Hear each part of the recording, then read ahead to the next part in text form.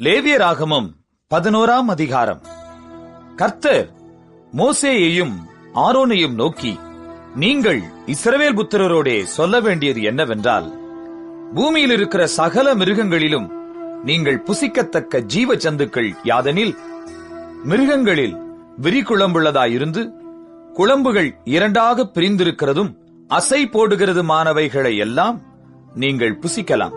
ஆனாலும் அசை போடுகிறதும் விரிகுளம்புள்ளதுமானவைகளில் ஒட்டகமானது அசை போடுகிறதாயிருந்தாலும் அதற்கு விரிகுளம்பில்லாதபடியால் அது உங்களுக்கு அசுத்தமாயிருக்கும்.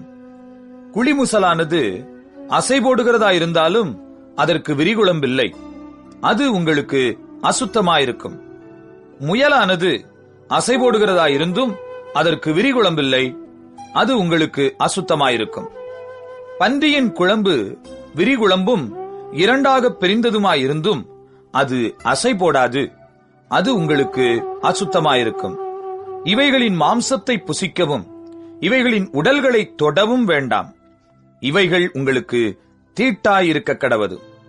ஜலத்தில் இருக்கிறவைகளில் நீங்கள் புசிக்கத்தக்கது யாதெனில், கடல்களும் ஆறுகளும் ஆகிய தண்ணீர்களிலே சிறகும் செதிளும் உள்ளவைகளை எல்லாம் நீங்கள் புசிக்கலாம்.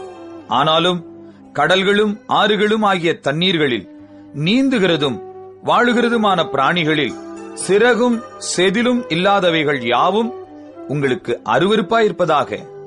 அவைகள் உங்களுக்கு அருவருப்பாயிருக்க கடவது. அவைகளின் மாம்சத்தை புசியாதிருந்து அவைகளின் உடல்களை அருவருப்பீர்களாக.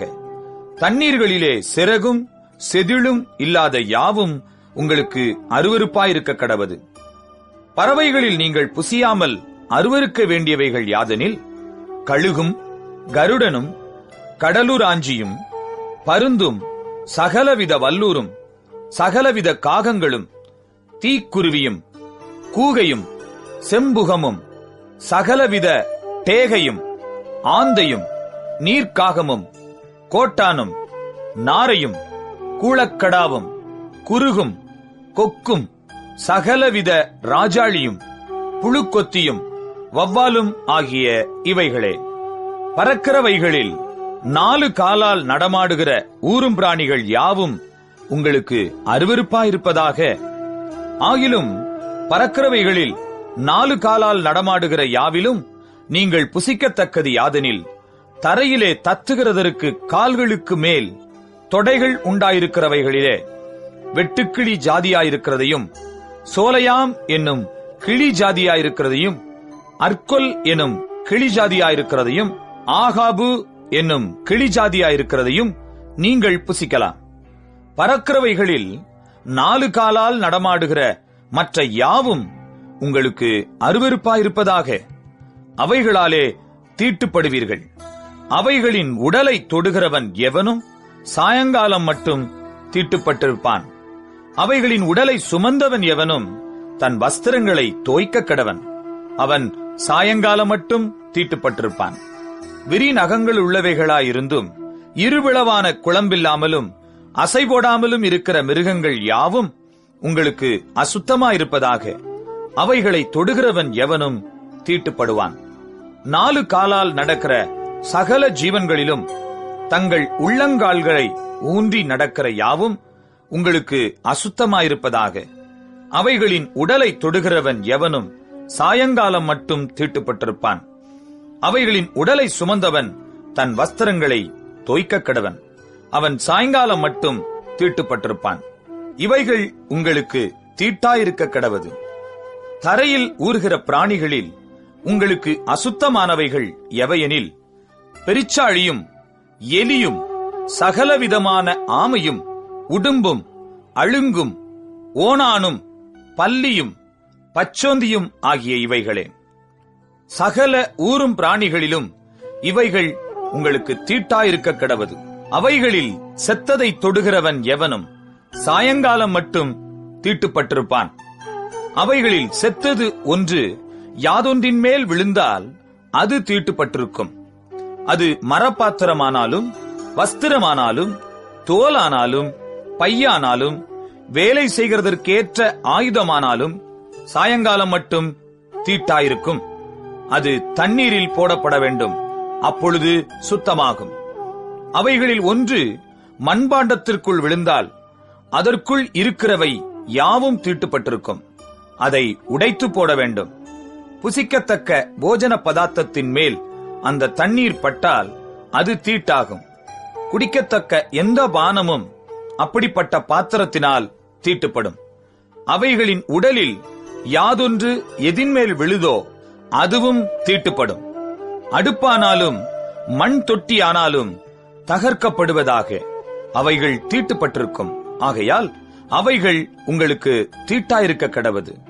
ஆனாலும் நீரூற்றும் மிகுந்த ஜலம் உண்டாகிய கிணறும் சுத்தமாயிருக்கும். அவைகளிலுள்ள உடலை தொடுகிறவனோ தீட்டுப்படுவான். மேற்சொல்லியவைகளின் உடலில் யாதொன்று விதைத்தானியத்தின் மேல் விழுந்தால் அது தீட்டுப்படாது.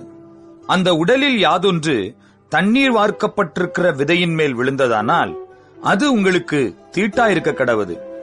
உங்களுக்கு ஆகாரத்துக்கான ஒரு மிருகம் செத்தால் அதன் உடலை தொடுகிறவன் சாயங்காலம் மட்டும் தீட்டுப்பட்டிருப்பான். அதன் மாம்சத்தை புசித்தவன் தன் வஸ்திரங்களை தோய்க்க கடவன். அவன் சாயங்காலம் மட்டும் தீட்டுப்பட்டிருப்பான். அதன் உடலை எடுத்து போனவனும் தன் வஸ்திரங்களை தோய்க்க கடவன். அவனும் சாயங்காலம் மட்டும் தீட்டுப்பட்டிருப்பான். தரையில் ஊறுகிற பிராணிகள் எல்லாம் உங்களுக்கு அருவருப்பாயிருக்க கடவது. அவை புசிக்கப்படலாகாது. தரையில் ஊறுகிற சகல பிராணிகளிலும் வயிற்றினால் நகருகிறவைகளையும் 4 காலால் நடமாடுகிறவைகளையும் அநேகங் கால்கள் உள்ளவைகளையும் புசியாதிருப்பீர்களாக. அவைகள் அருவருப்பானவைகள். ஊறுகிற எந்த பிராணிகளிலும் உங்களை அருவருப்பாக்கிக் கொள்ளாமலும் அவைகளால் தீட்டுப்படாமலும் இருப்பீர்களாக. அவைகளாலே நீங்கள் தீட்டுப்படுவீர்கள். நான் உங்கள் தேவனாகிய கர்த்தர். நான் பரிசுத்தர். ஆகையால் தரையில் ஊறுகிற எந்த பிராணிகளிலும் உங்களை தீட்டுப்படுத்தாமல் உங்களை பரிசுத்தமாக்கிக் கொண்டு பரிசுத்தராயிருப்பீர்களாக. நான் உங்கள் தேவனாயிருக்கும்படி உங்களை எகிப்து தேசத்திலிருந்து வரப்பண்ணின கர்த்தர். நான் பரிசுத்தர். ஆகையால் நீங்களும் பரிசுத்தராயிருப்பீர்களாக. சுத்தமானதற்கும் அசுத்தமானதற்கும், புசிக்கத்தக்க ஜந்துக்களுக்கும் புசிக்கத்தகாத ஜந்துக்களுக்கும் வித்தியாசம் பண்ணும் பொருட்டு மிருகத்துக்கும் பறவைகளுக்கும் தண்ணீர்களில் நீந்துகிற சகல ஜீவ ஜந்துக்களுக்கும் பூமியின் மேல் ஊறுகிற சகல பிராணிகளுக்கும் அடுத்த பிரமாணம் இதுவே என்று சொல்லுங்கள் என்றார். லேவியராகமம் 12ஆம் அதிகாரம். பின்னும் கர்த்தர் மோசேயை நோக்கி, நீ இஸ்ரவேல் புத்திரரோடே சொல்ல வேண்டியது என்னவென்றால், ஒரு ஸ்திரீ கர்ப்பவதியாகி ஆண் பிள்ளையை பெற்றால் அவள் சூதக ஸ்திரீ விலக்கமாயிருக்கும் நாட்களுக்கு சரியாக 7 நாள் தீட்டாயிருப்பாள். 8ஆம் நாளிலே அந்த பிள்ளையினுடைய நுனித்தோலின் மாம்சம் விருத்த சேதனம் பண்ணப்பட கடவது. பின்பு அவள் 33 நாள் தன் உதிர சுத்திகரிப்பு நிலையிலே இருந்து சுத்திகரிப்பின் நாட்கள் நிறைவேறும் அளவும் பரிசுத்தமான யாதொரு வஸ்துவை தொடவும் பரிசுத்த ஸ்தலத்துக்குள் வரவும் கூடாது. பெண் பிள்ளையை பெற்றாளாகில் அவள் 2 வாரம் சூதக ஸ்திரியைப் போல தீட்டாயிருந்து பின்பு 66 நாள் உதிர சுத்திகரிப்பு நிலையிலே இருக்க கடவள். அவள் ஆண் பிள்ளையாவது பெண் பிள்ளையாவது பெற்றதற்காக அவளுடைய சுத்திகரிப்பின் நாட்கள் நிறைவேறின பின்பு அவள் 1 வயதான ஆட்டுக்குட்டியை சர்வாங்க தகன பலியாகவும், ஒரு புறா குஞ்சையாவது காட்டுப்புறாவையாவது பாவ நிவாரண பலியாகவும் ஆசரிப்பு கூடார வாசலில் ஆசாரியனிடத்திற்கு கொண்டு வர கடவள். அதை அவன் கர்த்தருடைய சந்நிதியில் பலியிட்டு அவளுக்காக பாவ நிவிர்த்தி செய்வானாக. அப்பொழுது அவள் தன் உதிர ஊரலின் தீட்டு நீங்கி சுத்தமாவாள். இது ஆண் பிள்ளையாவது பெண் பிள்ளையாவது பெற்றவளை குறித்த பிரமாணம். ஆட்டுக்குட்டியை கொண்டுவர அவளுக்கு சக்தி இல்லாதிருந்தால் 2 காட்டுப்புறாக்களையாவது 2 புறா குஞ்சுகளையாவது ஒன்றை சர்வாங்க தகன பலியாகவும் மற்றொன்றை பாவ நிவாரண பலியாகவும் கொண்டுவர கடவள். அதனால் ஆசாரியன் அவளுக்காக பாவ நிவிர்த்தி செய்ய கடவன். அப்பொழுது அவள் சுத்தமாவாள் என்று சொல் என்றார். லேவியராகமம் 13ஆம் அதிகாரம். பின்னும் கர்த்தர் மோசேயையும் ஆரோனையும் நோக்கி, ஒரு மனிதனுடைய சரீரத்தின் மேல் குஷ்டரோகம் போலிருக்கிற ஒரு தடிப்பாவது அசராவது வெள்ளை படராவது உண்டானால் அவன் ஆசாரியனாகிய ஆரோனிடத்தில் ஆகிலும் ஆசாரியராகிய அவன் குமாரரில் ஒருவனிடத்தில் ஆகிலும் கொண்டு வரப்பட கடவன். அப்பொழுது ஆசாரியன் அவன் சரீரத்தின் மேல் இருக்கிற ரோகத்தை பார்க்க வேண்டும். ரோகம் இருக்கும் இடத்தில் மயிர் வெளுத்தும் ரோகமுள்ள இடம் அவனுடைய மற்ற சரீரத்தை பார்க்கிலும் அதிகமாய் குழிந்தும் இருந்தால் அது குஷ்டரோகம். ஆசாரியன் அவனை பார்த்த பின்பு அவனை தீட்டுள்ளவன் என்று தீர்க்க கடவன்.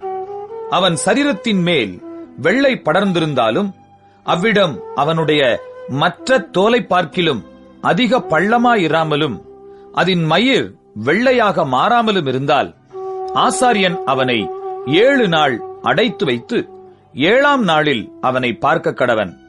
தோலில் ரோகம் அதிகப்படாமல் அவன் பார்வைக்கு ரோகம் நின்றிருந்தால் ஆசாரியன் 2ஆம் தரம் அவனை 7 நாள் அடைத்து வைத்து 2ஆம் தரம் அவனை 7ஆம் நாளில் பார்க்க கடவன். தோலில் ரோகம் அதிகப்படாமல் சுருங்கி இருந்தால் ஆசாரியன் அவனை சுத்தமுள்ளவன் என்று தீர்க்க கடவன். அது அசரு. அவன் தன் வஸ்திரங்களை தோய்த்து சுத்தமாயிருப்பானாக. தன்னை சுத்தமுள்ளவன் என்று தீர்க்கிறதற்கு அவன் தன்னை ஆசாரியனுக்கு காண்பித்த பின்பு அசரு தோலில் அதிகமாய் படர்ந்திருந்தால் அவன் மறுபடியும் ஆசாரியனுக்கு தன்னை காண்பிக்க கடவன். அப்பொழுது அசரு தோலிலே படர்ந்தது என்று ஆசாரியன் கண்டால் ஆசாரியன் அவனை தீட்டுள்ளவன் என்று தீர்க்க கடவன். அது குஷ்டரோகம். குஷ்டரோகம் ஒரு மனிதனுக்கு இருந்தால் அவனை ஆசாரியனிடத்தில் கொண்டு வர வேண்டும். அப்பொழுது ஆசாரியன் அவனை பார்த்து, தோலிலே வெள்ளையான தடிப்பிருந்து அது மயிரை வெண்மையாக மாற பண்ணிற்றென்றும் அந்த தடிப்புள்ள இடத்திலே ரண மாம்சம் உண்டென்றும் கண்டால் அது அவன் சரீரத்திலுள்ள நாள்பட்ட குஷ்டம். அவன் தீட்டுள்ளவன். ஆதலால் ஆசாரியன் அவனை அடைத்து வைக்காமல் தீட்டுள்ளவன் என்று தீர்க்க கடவன். ஆசாரியன் பார்க்கிற இடங்கள் எங்கும் தோலிலே குஷ்டம் தோன்றி அந்த ரோகமுள்ளவனுடைய தலை தொடங்கி அவன் கால் மட்டும் அது தேகம் முழுவதையும் மூடியிருக்க கண்டால் அப்பொழுது ஆசாரியன் பார்த்து, குஷ்டம் அவன் சரீரம் முழுவதையும் மூடியிருந்தால் அவனை சுத்தமுள்ளவன் என்று தீர்க்க கடவன். அவன் உடம்பெல்லாம் வெண்மையாய் போனபடியால் அவன் சுத்தமுள்ளவன். ஆனாலும் ரணமாம்சம் அவனில் காணப்பட்டால் அவன் தீட்டுள்ளவன். ஆகையால் ரணமாம்சத்தை ஆசாரியன் காணும்போது அவனை தீட்டுள்ளவன் என்று தீர்க்க கடவன். ரணமாம்சம் தீட்டுள்ளது, அது குஷ்டம். அல்லது ரணமாம்சம் மாறி வெண்மையானால் அவன் ஆசாரியனிடத்துக்கு வர வேண்டும். ஆசாரியன் அவனை பார்த்து ரோகமுள்ள இடம் வெண்மையாக மாறினதென்று கண்டால் ஆசாரியன் அவனை சுத்தமுள்ளவன் என்று தீர்க்க கடவன். அவன் சுத்தமுள்ளவன். சரீரத்தின் மேல் புண் உண்டாயிருந்து ஆறிப்போய் அவ்விடத்திலே ஒரு வெள்ளை தடிப்பாவது சிவப்பு கலந்த ஒரு வெள்ளை படராவது உண்டானால் அதை ஆசாரியனுக்கு காண்பிக்க வேண்டும். ஆசாரியன் அதை பார்த்து அவ்விடம் மற்ற தோலை பார்க்கிலும் குழிந்திருக்கவும் அதன் மயிர் வெள்ளையாக மாறியிருக்கவும் கண்டால் ஆசாரியன் அவனை தீட்டுள்ளவன் என்று தீர்க்க வேண்டும். அது புண்ணில் எழும்பின குஷ்டம். ஆசாரியன் அதை பார்த்து அதில் வெள்ளை மயிர் இல்லை என்றும் அது மற்ற தோலை பார்க்கிலும் குழிந்திராமல் சுருங்கியிருக்கிறது என்றும் கண்டானாகில் அவனை 7 நாள் அடைத்து வைத்து அது தோலில் அதிகமாய் படர்ந்திருக்க கண்டால் அவனை தீட்டுள்ளவன் என்று தீர்க்க கடவன். அது குஷ்டந்தான். அந்த வெள்ளை படர் அதிகப்படாமல் அவ்வளவில் நின்றிருக்கும் ஆகில் அது புண்ணின் தழும்பாயிருக்கும். ஆகையால் ஆசாரியன் அவனை சுத்தமுள்ளவன் என்று தீர்க்க கடவன். ஒருவனுடைய சரீரத்தின் மேல் நெருப்பு பட்டதினாலே வெந்து அந்த வேக்காடு ஆறிப்போன இடத்திலே சிவப்பான படராவது வெண்மையான படராவது உண்டானால் ஆசாரியன் அதை பார்க்க கடவன். அந்த படரிலே மயிர் வெண்மையாக மாறி அவ்விடம் மற்ற தோலை பார்க்கிலும் பள்ளமாயிருந்தால் அது வேக்காட்டினால் எழும்பின குஷ்டம். ஆகையால் ஆசாரியன் அவனை தீட்டுள்ளவன் என்று தீர்க்க கடவன். அது குஷ்டரோகந்தான். ஆசாரியன் அதை பார்க்கிறபோது படரிலே வெள்ளை மயிர் இல்லை என்றும் அது மற்ற தோலை பார்க்கிலும் குளிந்திராமல் சுருங்கியிருக்கிறது என்றும் கண்டானாகில் அவனை 7 நாள் அடைத்து வைத்து 7ஆம் நாளில் அவனை பார்க்க கடவன். அது தோலில் அதிகமாய் படர்ந்திருந்தால் ஆசாரியன் அவனை தீட்டுள்ளவன் என்று தீர்க்க கடவன். அது குஷ்டரோகம். படரானது தோலில் பெருகாமல் அவ்வளவில் நின்று சுருங்கி இருந்ததாகில் அது சூட்டினால் உண்டான தழும்பு. ஆசாரியன் அவனை சுத்தமுள்ளவன் என்று தீர்க்க கடவன். அது சூட்டினால் வந்த வேக்காடு.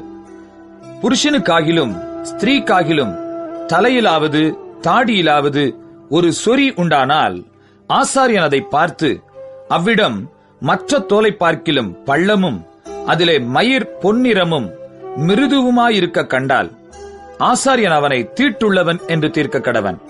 அது தலையிலும் தாடியிலும் உண்டாகிற சொறி குஷ்டம்.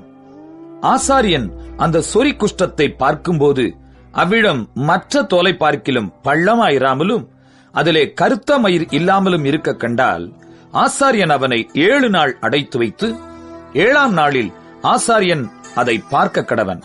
அந்த சொறி இடங்கொள்ளாமலும் அதிலே பொன்னிற மயிர் இல்லாமலும் அவ்விடம் மற்ற தோலை பார்க்கிலும் பள்ளமில்லாமலும் இருந்தால் அந்த சொறியுள்ள இடம் தவிர மற்ற யாவையும் அவன் சிரைத்துக் கொள்ள கடவன். பின்பு ஆசாரியன் 2ஆம் தரம் அவனை 7 நாள் அடைத்து வைத்து 7ஆம் நாளில் அதை பார்க்க கடவன். சொறி தோலில் இடங்கொள்ளாமலும் அவ்விடம் மற்ற தோலை பார்க்கிலும் பள்ளமில்லாமலும் இருந்தால் ஆசாரியன் அவனை சுத்தமுள்ளவன் என்று தீர்க்க கடவன். அவன் தன் வஸ்திரங்களை தோய்த்த பின் சுத்தமாயிருப்பான். அவன் சுத்தமுள்ளவன் என்று தீர்க்கப்பட்ட பின் அந்த சொறி தோலில் இடங்கொண்டதானால் ஆசாரியன் அவனை பார்க்க கடவன். சொறி தோலில் இடங்கொண்டிருந்தால் அப்பொழுது மயிர் பொன்னிறமா அல்லவா என்று ஆசாரியன் விசாரிக்க வேண்டியதில்லை. அவன் தீட்டுள்ளவனே. அவன் பார்வைக்கு அந்த சொறி நீங்கி அதில் கருத்த மயிர் முளைத்ததேயாகில் சொறி சொஸ்தமாயிற்று. அவன் சுத்தமுள்ளவன். ஆசாரியன் அவனை சுத்தமுள்ளவன் என்று தீர்க்க கடவன். ஒரு புருஷனுக்காகிலும் ஸ்திரீக்காகிலும் அவர்கள் சரீரத்தின் மேல் வெள்ளை புள்ளிகள் உண்டாயிருந்தால் ஆசாரியன் பார்க்க கடவன். அவர்கள் சரீரத்திலே மங்கின வெள்ளை புள்ளிகள் இருந்தால் அது தோலில் எழும்புகிற வெள்ளை தேமல். அவர்கள் சுத்தமுள்ளவர்கள். ஒருவனுடைய தலைமயிர் உதிர்ந்து அவன் மொட்டையனானாலும் அவன் சுத்தமாயிருக்கிறான். அவனுடைய முன்னந்தலை மயிர் உதிர்ந்தால் அவன் அரை மொட்டையன், அவனும் சுத்தமாயிருக்கிறான். மொட்டை தலையிலாவது அரை மொட்டை தலையிலாவது சிவப்பு கலந்த வெண்மையான படர் உண்டானால் அது அதில் எழும்புகிற குஷ்டம். ஆசாரியன் அவனை பார்க்க கடவன். அவனுடைய மொட்டை தலையிலாவது அரை மொட்டை தலையிலாவது மற்ற அங்கங்களின் மேல் உண்டாகும் குஷ்டத்தைப் போல சிவப்பு கலந்த வெண்மையான தடிப்பு இருக்க கண்டால் அவன் குஷ்டரோகி. அவன் தீட்டுள்ளவன். ஆசாரியன் அவனை தீட்டுள்ளவன் என்று தீர்க்க கடவன். அவன் வியாதி அவன் தலையிலே இருக்கிறது. அந்த வியாதி உண்டாயிருக்கிற குஷ்டரோகி வஸ்திரம் கிழிந்தவனாயும் தன் தலையை மூடாதவனாயும் இருந்து அவன் தன் தாடியை மூடிக்கொண்டு தீட்டு தீட்டு என்று சத்தமிட வேண்டும். அந்த வியாதி அவனில் இருக்கும் நாள் வரைக்கும் தீட்டுள்ளவனாக எண்ணப்பட கடவன். அவன் தீட்டுள்ளவனே. ஆகையால் அவன் தனியே குடியிருக்க வேண்டும். அவன் குடியிருப்பு பாளையத்துக்கு புறம்பே இருக்க கடவது. ஆட்டுமயிர் வஸ்திரத்திலாவது பஞ்சினூல் வஸ்திரத்திலாவது பஞ்சினூல் அல்லது ஆட்டுமயிரான பாவிலாவது ஊடையிலாவது ஒரு தோலிலாவது தோலினால் செய்த எந்தவித வஸ்துவிலாவது குஷ்டதோஷம் தோன்றி வஸ்திரத்திலாவது தோலிலாவது பாவிலாவது ஊடையிலாவது தோலினால் செய்த எந்தவித வஸ்துவிலாவது குஷ்டதோஷம் பச்சையாயாவது சிவப்பாயாவது காணப்பட்டால் அது குஷ்டமாயிருக்கும். அதை ஆசாரியனுக்கு காண்பிக்க வேண்டும். ஆசாரியன் அதை பார்த்து 7 நாள் அடைத்து வைத்து 7ஆம் நாளிலே அதை பார்க்க கடவன். வஸ்திரத்திலாவது பாவிலாவது ஊடையிலாவது தோலிலாவது தோலினால் செய்த எந்தவித வஸ்துவிலாவது அது அதிகப்பட்டிருந்தால் அது அரிக்கிற குஷ்டம், அது தீட்டாயிருக்கும். அந்த தோஷம் இருக்கிற ஆட்டு மயிரினாலும் பஞ்சு நூலினாலும் செய்த வஸ்திரத்தையும் பாவையும் ஊடையையும் தோலினால் செய்த எந்தவித வஸ்துவையும் சுட்டரிக்க கடவன். அது அரிக்கிற குஷ்டம், ஆகையால் அக்னியில் சுட்டரிக்கப்பட வேண்டும். வஸ்திரத்தின் பாவிலாவது ஊடையிலாவது தோலினால் செய்த எந்தவித வஸ்துவிலாவது அந்த தோஷம் அதிகப்படவில்லை என்று ஆசாரியன் கண்டால், அப்பொழுது ஆசாரியன் அதை கழுவச் சொல்லி 2ஆம் தரம் 7 நாள் அடைத்து வைத்து அது கழுவப்பட்ட பின்பு அதை பார்க்க கடவன். அந்த தோஷம் அதிகப்படாதிருந்தாலும் அது நிறம் மாறாததாயிருந்தால் தீட்டாயிருக்கும். அக்னியில் அதை சுட்டரிக்க வேண்டும். அது அவ்வஸ்திரத்தின் உட்புறத்திலும் வெளிப்புறத்திலும் உருவ அரிக்கும்.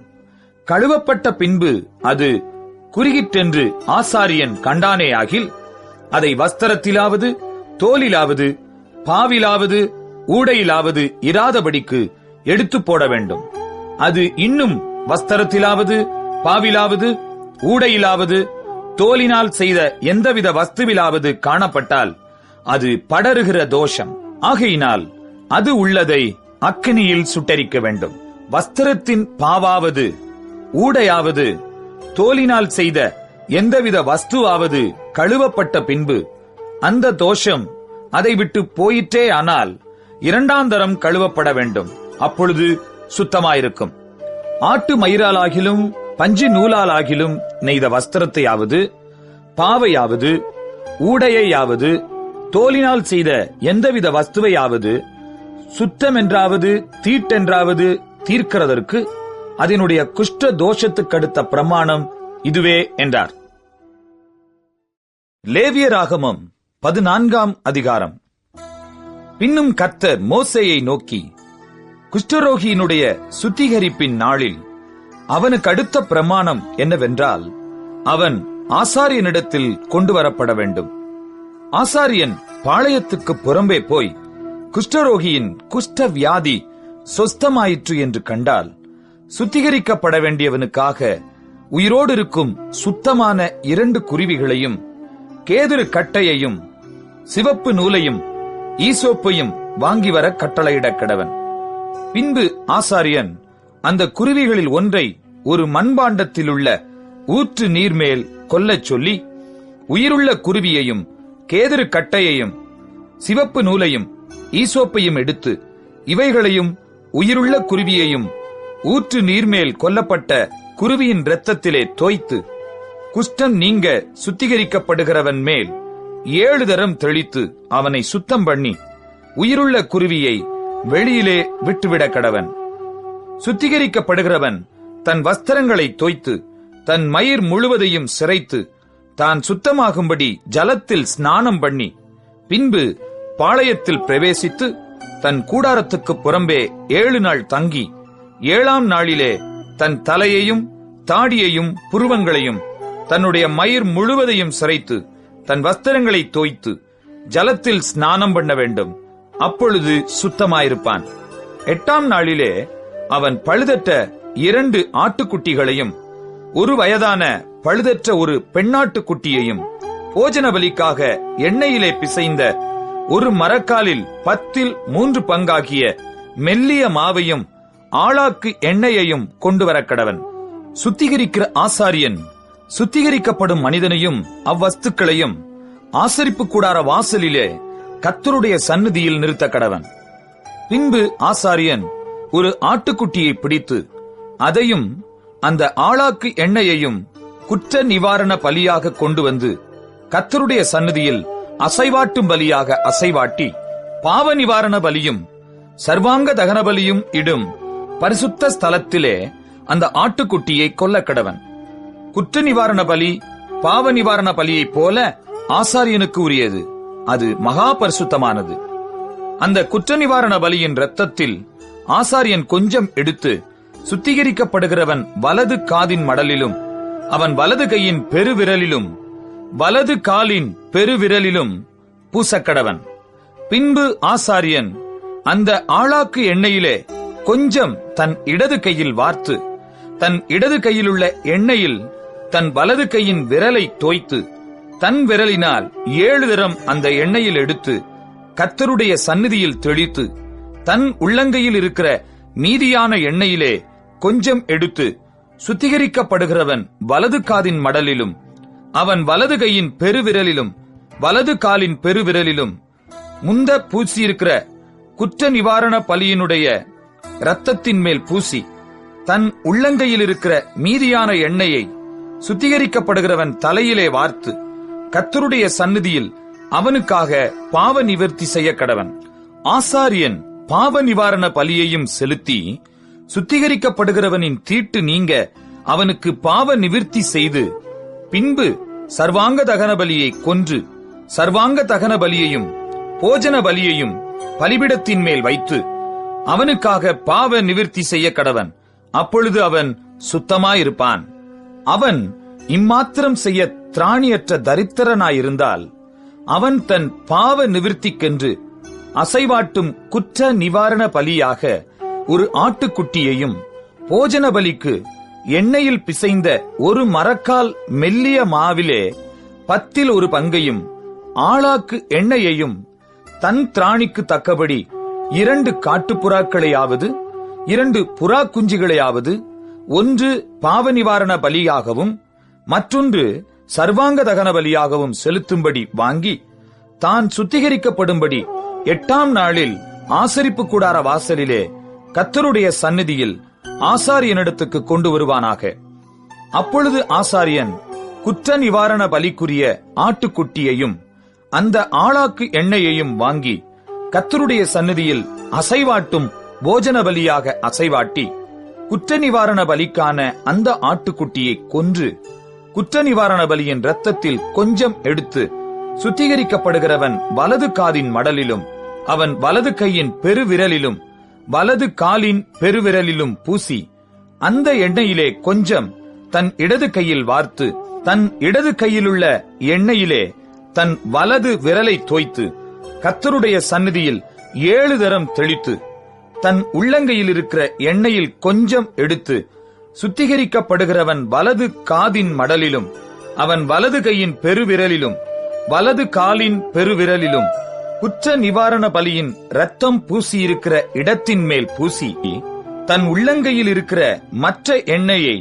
சுத்திகரிக்கப்படுகிறவன் தலையின் மேல் அவனுக்காக கர்த்தருடைய சந்நிதியில் பாவ நிவிர்த்தி செய்யும்படி தடவி, பின்பு அவன் தன் திராணிக்கும் தகுதிக்கும் தக்கதாய் காட்டுப்புறாக்களையாவது புறா குஞ்சுகளையாவது கொண்டு வந்து, அவைகளில் ஒன்றை பாவ நிவாரண பலியும் மற்றொன்றை சர்வாங்க தகன பலியும் ஆக்கி போஜன பலியோட கூட செலுத்தி, இப்படியே ஆசாரியன் சுத்திகரிக்கப்படுகிறவனுக்காக கர்த்தருடைய சந்நிதியில் பாவ நிவிர்த்தி செய்ய கடவன். தன் சுத்திகரிப்புக்கு வேண்டியவைகளை சம்பாதிக்க கூடாத குஷ்டரோகியை குறித்த பிரமாணம் இதுவே என்றார். பின்னும் கர்த்தர் மோசேயையும் ஆரோனையும் நோக்கி, நான் உங்களுக்கு காணியாட்சியாக கொடுக்கும் கானான் தேசத்திலே நீங்கள் போய் சேர்ந்த பின்பு, உங்கள் காணியாட்சியான தேசத்தில் ஒரு வீட்டிலே குஷ்ட தோஷத்தை நான் வரப்பண்ணினால், அந்த வீட்டிற்கு உடையவன் வந்து வீட்டிலே தோஷம் வந்திருக்கிறதாக தோன்றுகிறது என்று ஆசாரியனுக்கு அறிவிக்க கடவன். அப்பொழுது வீட்டிலுள்ள யாவும் தீட்டுப்படாதபடிக்கு ஆசாரியன் அந்த தோஷத்தை பார்க்க போகும் முன்னே வீட்டை ஒளித்து வைக்கும்படி சொல்லி, பின்பு வீட்டை பார்க்கும்படி போய் அந்த தோஷம் இருக்கிற இடத்தை பார்க்க கடவன். அப்பொழுது வீட்டுச் சுவர்களிலே கொஞ்சம் பச்சையும் கொஞ்சம் சிவப்புமான குழி விழுந்திருந்து அவைகள் மற்ற சுவரை பார்க்கிலும் பள்ளமாயிருக்க கண்டால், ஆசாரியன் வீட்டை விட்டு புறப்பட்டு வாசற்படியிலே வந்து வீட்டை 7 நாள் அடைத்து வைத்து 7ஆம் நாளிலே திரும்ப போய் பார்த்து, தோஷம் வீட்டுச் சுவர்களில் படர்ந்ததென்று கண்டால், தோஷம் இருக்கும் அவ்விடத்து கல்லுகளை பெயர்க்கவும் பட்டணத்துக்கு புறம்பே அசுத்தமான ஒரு இடத்திலே போடவும் அவன் கட்டளையிட்டு, வீட்டை உள்ளே சுற்றிலும் செதுக்கச் சொல்லி, செதுக்கி போட்ட மண்ணை பட்டணத்துக்கு புறம்பே அசுத்தமான ஒரு இடத்திலே கொட்டவும், வேறே கல்லுகளை எடுத்து வந்து அந்த கல்லுகளுக்கு பதிலாக கட்டி வேறே சாந்தை எடுத்து வீட்டை பூசவும் கட்டளையிடுவானாக. கல்லுகளை பெயர்த்து வீட்டை செதுக்கி நவமாய் பூசின பின்பும் அந்த தோஷம் திரும்ப வீட்டில் வந்ததானால் ஆசாரியன் போய் பார்க்க கடவன். தோஷம் வீட்டில் படர்ந்ததானால் அது வீட்டை அரிக்கிற குஷ்டம், அது தீட்டாயிருக்கும். ஆகையால் வீடு முழுவதையும் இடித்து அதன் கல்லுகளையும் மரங்களையும் அதன் சாந்து எல்லாவற்றையும் பட்டணத்துக்கு புறம்பே அசுத்தமான இடத்திலே கொண்டு போக வேண்டும்.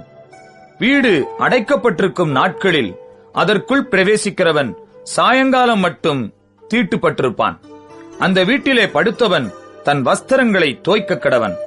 அந்த வீட்டிலே சாப்பிட்டவனும் தன் வஸ்திரங்களை தோய்க்க கடவன்.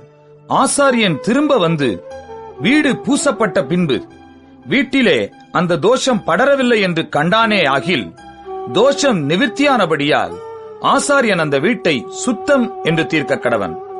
அப்பொழுது வீட்டிற்கு தோஷம் கழிக்க 2 குருவிகளையும் கேதுரு கட்டையையும் சிவப்பு நூலையும் ஈசோப்பையும் எடுத்து ஒரு குருவியை ஒரு மண்பாண்டத்திலுள்ள ஊற்று நீரின் மேல் கொன்று கேதுரு கட்டையையும் ஈசோப்பையும் சிவப்பு நூலையும் உயிருள்ள குருவியையும் எடுத்து இவைகளை கொல்லப்பட்ட குருவியின் இரத்தத்திலும் ஊற்று நீரிலும் தோய்த்து வீட்டின் மேல் 7 தரம் தெளித்து குருவியின் இரத்தத்தினாலும் ஊற்று நீரினாலும் உயிருள்ள குருவியினாலும் கேதுரு கட்டையினாலும் ஈசோப்பினாலும் சிவப்பு நூலினாலும் வீட்டிற்கு தோஷங்களித்து உயிருள்ள குருவியை பட்டணத்துக்கு புறம்பே வெளியிலே விட்டுவிட்டு இப்படி வீட்டிற்கு பிராயச்சித்தம் செய்ய கடவன். அப்பொழுது அது சுத்தமாயிருக்கும். இது சகலவித குஷ்டரோகத்துக்கும் சொறிக்கும் வஸ்திர குஷ்டத்துக்கும் வீட்டு குஷ்டத்துக்கும் தடிப்புக்கும் அசருக்கும் வெள்ளை படருக்கும் அடுத்த பிரமாணம். குஷ்டம் எப்பொழுது தீட்டுள்ளது என்றும் எப்பொழுது தீட்டில்லாதது என்றும் தெரிவிப்பதற்கு குஷ்டரோகத்துக்கு அடுத்த பிரமாணம் இதுவே என்றார். லேவியராகமம் 15ஆம் அதிகாரம். பின்னும் கர்த்தர் மோசேயையும் ஆரோனையும் நோக்கி, நீங்கள் இஸ்ரவேல் புத்திரரோடே சொல்ல வேண்டியது என்னவென்றால், ஒருவனுக்கு பிரமியம் உண்டானால் அவன் தன் பிரமியத்தினாலே தீட்டானவன். அவனுடைய மாம்சத்திலுள்ள பிரமியம் ஊறிக்கொண்டிருந்தாலும் அவன் பிரமியம் அடைபட்டிருந்தாலும் அதனால் அவனுக்கு தீட்டுண்டாகும். பிரமியம் உள்ளவன் படுக்கிற எந்த படுக்கையும் தீட்டாகும். அவன் எதின்மேல் உட்காருகிறானோ அதுவும் தீட்டாகும். அவன் படுக்கையை தொடுகிறவன் தன் வஸ்திரங்களை தோய்த்து தண்ணீரில் முழுக கடவன். சாயங்காலம் மட்டும் அவன் தீட்டுப்பட்டிருப்பானாக. பிரமியம் உள்ளவன் உட்கார்ந்ததின் மேல் உட்காருகிறவன் தன் வஸ்திரங்களை தோய்த்து தண்ணீரில் முழுகி சாயங்காலம் மட்டும் தீட்டுப்பட்டிருப்பானாக. பிரமியம் உள்ளவனின் சரீரத்தை தொடுகிறவன் தன் வஸ்திரங்களை தோய்த்து தண்ணீரில் முழுகி சாயங்காலம் மட்டும் தீட்டுப்பட்டிருப்பானாக. பிரமியம் உள்ளவன் சுத்தமாயிருக்கிற ஒருவன் மேல் துப்பினால் இவன் தன் வஸ்திரங்களை தோய்த்து தண்ணீரில் முழுகி சாயங்காலம் மட்டும் தீட்டுப்பட்டிருப்பானாக. பிரமியம் உள்ளவன் ஏறும் எந்த சேணமும் தீட்டாயிருக்கும். அவனுக்கு கீழிருந்த எதையாகிலும் தொடுகிறவன் சாயங்காலம் மட்டும் தீட்டுப்பட்டிருப்பான். அதை எடுத்துக்கொண்டு போகிறவன் தன் வஸ்திரங்களை தோய்த்து தண்ணீரில் முழுகி சாயங்காலம் மட்டும் தீட்டுப்பட்டிருப்பானாக. பிரமியம் உள்ளவன் தன் கைகளை தண்ணீரினால் கழுவாமல் ஒருவனை தொட்டால் இவன் தன் வஸ்திரங்களை தோய்த்து தண்ணீரில் முழுகி சாயங்காலம் மட்டும் தீட்டுப்பட்டிருப்பானாக. பிரமியம் உள்ளவன் தொட்ட மண்பாண்டம் உடைக்கப்படவும் மரச்சாமான் எல்லாம் தண்ணீரினால் கழுவப்படவும் வேண்டும். பிரமியம் உள்ளவன் தன் பிரமியம் நீங்கி சுத்தமானால் தன் சுத்திகரிப்புக்கென்று 7 நாள் எண்ணிக்கொண்டிருந்து தன் வஸ்திரங்களை தோய்த்து தன் தேகத்தை ஊற்று நீரில் கழுவ கடவன். அப்பொழுது சுத்தமாயிருப்பான். 8ஆம் நாளிலே அவன் 2 காட்டுப்புறாக்களையாவது 2 புறா குஞ்சுகளையாவது ஆசரிப்பு கூடார வாசலிலே கர்த்தருடைய சந்நிதியில் கொண்டு வந்து ஆசாரியனிடத்தில் கொடுக்க கடவன். ஆசாரியன் அவைகளில் ஒன்றை பாவ நிவாரண பலியும் மற்றொன்றை சர்வாங்க தகன பலியும் ஆக்கி அவனுக்காக கர்த்தருடைய சந்நிதியில் அவன் பிரமியத்து நிமித்தம் பாவ நிவிர்த்தி செய்ய வேண்டும். ஒருவனிலிருந்து இந்திரியம் கழிந்ததுண்டானால் அவன் தண்ணீரில் முழுக வேண்டும். சாயங்காலம் மட்டும் அவன் தீட்டுப்பட்டிருப்பானாக. கழிந்த இந்திரியம் பட்ட வஸ்திரமும் தோலும் தண்ணீரினால் கழுவப்பட்டு சாயங்காலம் மட்டும் தீட்டாயிருப்பதாக. இந்திரியம் கழிந்தவனோடே ஸ்திரீ படுத்துக் கொண்டிருந்தால் இருவரும் தண்ணீரில் முழுகி சாயங்காலம் மட்டும் தீட்டுப்பட்டிருப்பார்களாக. சூதக ஸ்திரீ தன் சரீரத்திலுள்ள உதிர ஊரலி நிமித்தம் 7 நாள் தன் விலக்கத்தில் இருக்க கடவள். அவளை தொடுகிறவன் எவனும் சாயங்காலம் மட்டும் தீட்டுப்பட்டிருப்பானாக. அவள் விலக்கலாயிருக்கையில் எதின்மேல் படுத்துக் கொள்ளுகிறாளோ எதின்மேல் உட்காருகிறாளோ அதெல்லாம் தீட்டாயிருக்கும். அவள் படுக்கையை தொடுகிறவன் எவனும் தன் வஸ்திரங்களை தோய்த்து தண்ணீரில் முழுகி சாயங்காலம் மட்டும் தீட்டுப்பட்டிருப்பானாக. அவள் உட்கார்ந்த மனையை தொடுகிறவன் எவனும் தன் வஸ்திரங்களை தோய்த்து தண்ணீரில் முழுகி சாயங்காலம் மட்டும் தீட்டுப்பட்டிருப்பானாக. அவள் படுக்கையின் மேலாகிலும் அவள் உட்கார்ந்த மனையின் மேலாகிலும் இருந்த எதையாகிலும் தொட்டவன் சாயங்காலம் மட்டும் தீட்டுப்பட்டிருப்பானாக. ஒருவன் அவளோடே படுத்துக் கொண்டதும் அவள் தீட்டு அவன் மேல் பட்டதும் உண்டானால் அவன் 7 நாள் தீட்டாயிருப்பானாக. அவன் படுக்கிற படுக்கையும் தீட்டுப்படும். ஒரு ஸ்திரீ விலகியிருக்க வேண்டிய காலம் அல்லாமல் அவளுடைய உதிரம் அநேக நாள் ஊறிக்கொண்டிருந்தால், அல்லது அந்த காலத்துக்கு மிஞ்சி அது கண்டிருக்கும் நாளெல்லாம் ஊறிக்கொண்டிருந்தால், தன் விலக்கத்தின் நாட்களில் இருந்தது போல அவள் தீட்டாயிருப்பாளாக. அந்த நாட்களெல்லாம் அவள் படுக்கும் எந்த படுக்கையும் அவள் விலக்கத்தின் படுக்கையைப் போல அவளுக்கு தீட்டாயிருக்கும். அவள் உட்கார்ந்த மனையும் அவளுடைய விலக்கத்தின் தீட்டைப் போலவே தீட்டாயிருக்கும். அப்படிப்பட்டவைகளை தொடுகிறவன் எவனும் தன் வஸ்திரங்களை தோய்த்து தண்ணீரில் முழுகி சாயங்காலம் மட்டும் தீட்டுப்பட்டிருப்பானாக. அவள் தன் உதிர ஊரல் நின்று சுத்தமான போது அவள் 7 நாள் எண்ணிக்கொள்வாளாக. அதன் பின்பு சுத்தமாயிருப்பாள். 8ஆம் நாளிலே 2 காட்டுப்புறாக்களையாவது 2 புறா குஞ்சிகளையாவது ஆசரிப்பு கூடார வாசலில் ஆசாரியனிடத்தில் கொண்டு வரக் கடவள். ஆசாரியன் அவைகளில் ஒன்றை பாவ நிவாரண பலியும் மற்றொன்றை சர்வாங்க தகன பலியும் ஆக்கி அவளுக்காக கர்த்தருடைய சந்நிதியில் அவளுடைய உதிர ஊரலி நிமித்தம் பாவ நிவிர்த்தி செய்ய கடவன். இஸ்ரவேல் புத்திரர் தங்கள் நடுவே இருக்கிற என்னுடைய வாசஸ்தலத்தை தீட்டுப்படுத்தி தங்கள் தீட்டுகளால் சாகாதபடிக்கு இப்படி நீங்கள் அவர்கள் தீட்டுகளுக்கு அவர்களை விலக்கி வைக்க கடவீர்கள். பிரமியம் உள்ளவனுக்கும் இந்திரிய கழிவினாலே தீட்டானவனுக்கும் சூதக பலவீனம் உள்ளவளுக்கும் பிரமியமுள்ள ஸ்திரீ புருஷருக்கும் தீட்டாயிருக்கிறவளோடே படுத்துக் கொண்டவனுக்கும் ஏற்ற பிரமாணம் இதுவே என்றார்.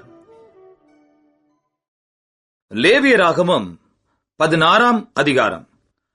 ஆரோனின் 2 குமாரர் கர்த்தருடைய சந்நிதியிலே சேர்ந்து மரித்து போன பின்பு கர்த்தர் மோசேயை நோக்கி, கிருபாசனத்தின் மேல் ஒரு மேகத்தில் நான் காணப்படுவேன். ஆதலால் உன் சகோதரனாகிய ஆரோன் சாகாதபடி பரிசுத்த ஸ்தலத்திலே திரைக்கு உட்புறத்தில் இருக்கிற பெட்டியின் மேலுள்ள கிருபாசன மூடிக்கு முன்பாக சகல வேளையிலும் வரவேண்டாம் என்று அவனுக்கு சொல். ஆரோன் பரிசுத்த ஸ்தலத்துக்குள் பிரவேசிக்க வேண்டிய விதமாவது, அவன் ஒரு காளையை பாவ நிவாரண பலியாகவும் ஒரு ஆட்டுக்கடாவை சர்வாங்க தகன பலியாகவும் செலுத்தி பிரவேசிக்க வேண்டும். அவன் பரிசுத்தமான சணல் நூல் சட்டையை தரித்து தன் அறைக்கு சணல் நூல் ஜல்லடத்தை போட்டு சணல் நூல் இடைக்கச்சையை கட்டி சணல் நூல் பாகையை தரித்துக் கொண்டிருக்க வேண்டும். அவைகள் பரிசுத்த வஸ்திரங்கள். அவன் ஜலத்திலே ஸ்நானம் பண்ணி அவைகளை தரித்துக் கொண்டு இஸ்ரவேல் புத்திரராகிய சபையாரிடத்திலே பாவ நிவாரண பலியாக 2 வெள்ளாட்டுக் கிடாக்களையும் சர்வாங்க தகன பலியாக ஒரு ஆட்டுக்கடாவையும் வாங்க கடவன். பின்பு ஆரோன் தனக்காகவும் தன் வீட்டாருக்காகவும் பாவ நிவிர்த்தி செய்யும்படிக்கு தன்னுடைய பாவ நிவாரண பலியின் காளையை சேரப் பண்ணி அந்த 2 வெள்ளாட்டுக் கடாக்களையும் கொண்டு வந்து ஆசரிப்பு கூடார வாசலிலே கர்த்தருடைய சந்நிதியில் நிறுத்தி அந்த 2 வெள்ளாட்டுக் கடாக்களையும் குறித்து கர்த்தருக்கென்று ஒரு சீட்டும் போக்காடாக விடப்படும் வெள்ளாட்டுக் கடாவுக்கென்று ஒரு சீட்டும் போட்டு கர்த்தருக்கென்று சீட்டு விழுந்த வெள்ளாட்டுக் கடாவை பாவ நிவாரண பலியாக சேரப் பண்ணி போக்காடாக விடப்பட சீட்டு விழுந்த வெள்ளாட்டுக் கடாவை அதைக் கொண்டு பாவ நிவிர்த்தி உண்டாக்கவும் அதை போக்காடாக வனாந்தரத்திலே போகவிடவும் கர்த்தருடைய சந்நிதியில் உயிரோடே நிறுத்தி பின்பு ஆரோன் தனக்காகவும் தன் வீட்டாருக்காகவும் பாவ நிவிர்த்தி செய்யும்படி தன்னுடைய பாவ நிவாரணத்துக்கான காளையை கொண்டு வந்து அதை கொன்று கர்த்தருடைய சந்நிதியில் இருக்கும் பலிபீடத்தின் மேலுள்ள நெருப்பு தணலினால் தூப கலசத்தை நிரப்பி பொடியாக்கப்பட்ட சுகந்த தூப வர்க்கத்திலே தன் கைப்பிடிகள் நிறைய எடுத்து திரைக்கு உட்புறமாக கொண்டு வந்து தான் சாகாதபடிக்கு தூப மேகமானது சாட்சி பெட்டியின் மேல் இருக்கும் கிருபாசனத்தை மூடத்தக்கதாக கர்த்தருடைய சந்நிதியில் அக்னியின் மேல் தூப வர்க்கத்தை போடக்கடவன். பின்பு காளையின் இரத்தத்திலே கொஞ்சம் எடுத்து கீழ்ப்புறமாக நின்று தன் விரலினால் கிருபாசனத்தின் மேல் தெளித்து அந்த இரத்தத்தில் கொஞ்சம் எடுத்து கிருபாசனத்துக்கு முன்பாக 7 தரம் தன் விரலினால் தெளிக்க கடவன். பின்பு ஜனத்தினுடைய பாவ நிவாரண பலியான வெள்ளாட்டுக் கடாவை அவன் கொன்று அதன் இரத்தத்தை திரைக்கு உட்புறமாக கொண்டு வந்து காளையின் இரத்தத்தை தெளித்தது போல அதன் இரத்தத்தையும் கிருபாசனத்தின் மேலும் அதற்கு முன்பாகவும் தெளித்து இஸ்ரவேல் புத்திரருடைய தீட்டுக்களின் நிமித்தமும் அவர்களுடைய சகல பாவங்களினாலும் உண்டான அவர்களுடைய மீறுதல்களின் நிமித்தமும் பரிசுத்த ஸ்தலத்திற்காக பிராயச்சித்தம் செய்து அவர்களிடத்தில் அவர்களுடைய தீட்டுகளுக்குள்ளே நிற்கிற ஆசரிப்பு கூடாரத்திற்காகவும் அப்படியே செய்ய கடவன். பாவ நிவிர்த்தி செய்யும்படி அவன் பரிசுத்த ஸ்தலத்துக்குள் பிரவேசித்து தனக்காகவும் தன் வீட்டாருக்காகவும் இஸ்ரவேல் சபையார் அனைவருக்காகவும் பாவ நிவிர்த்தி செய்து வெளியே வருமளவும் ஆசரிப்பு கூடாரத்தில் ஒருவரும் இருக்கலாகாது.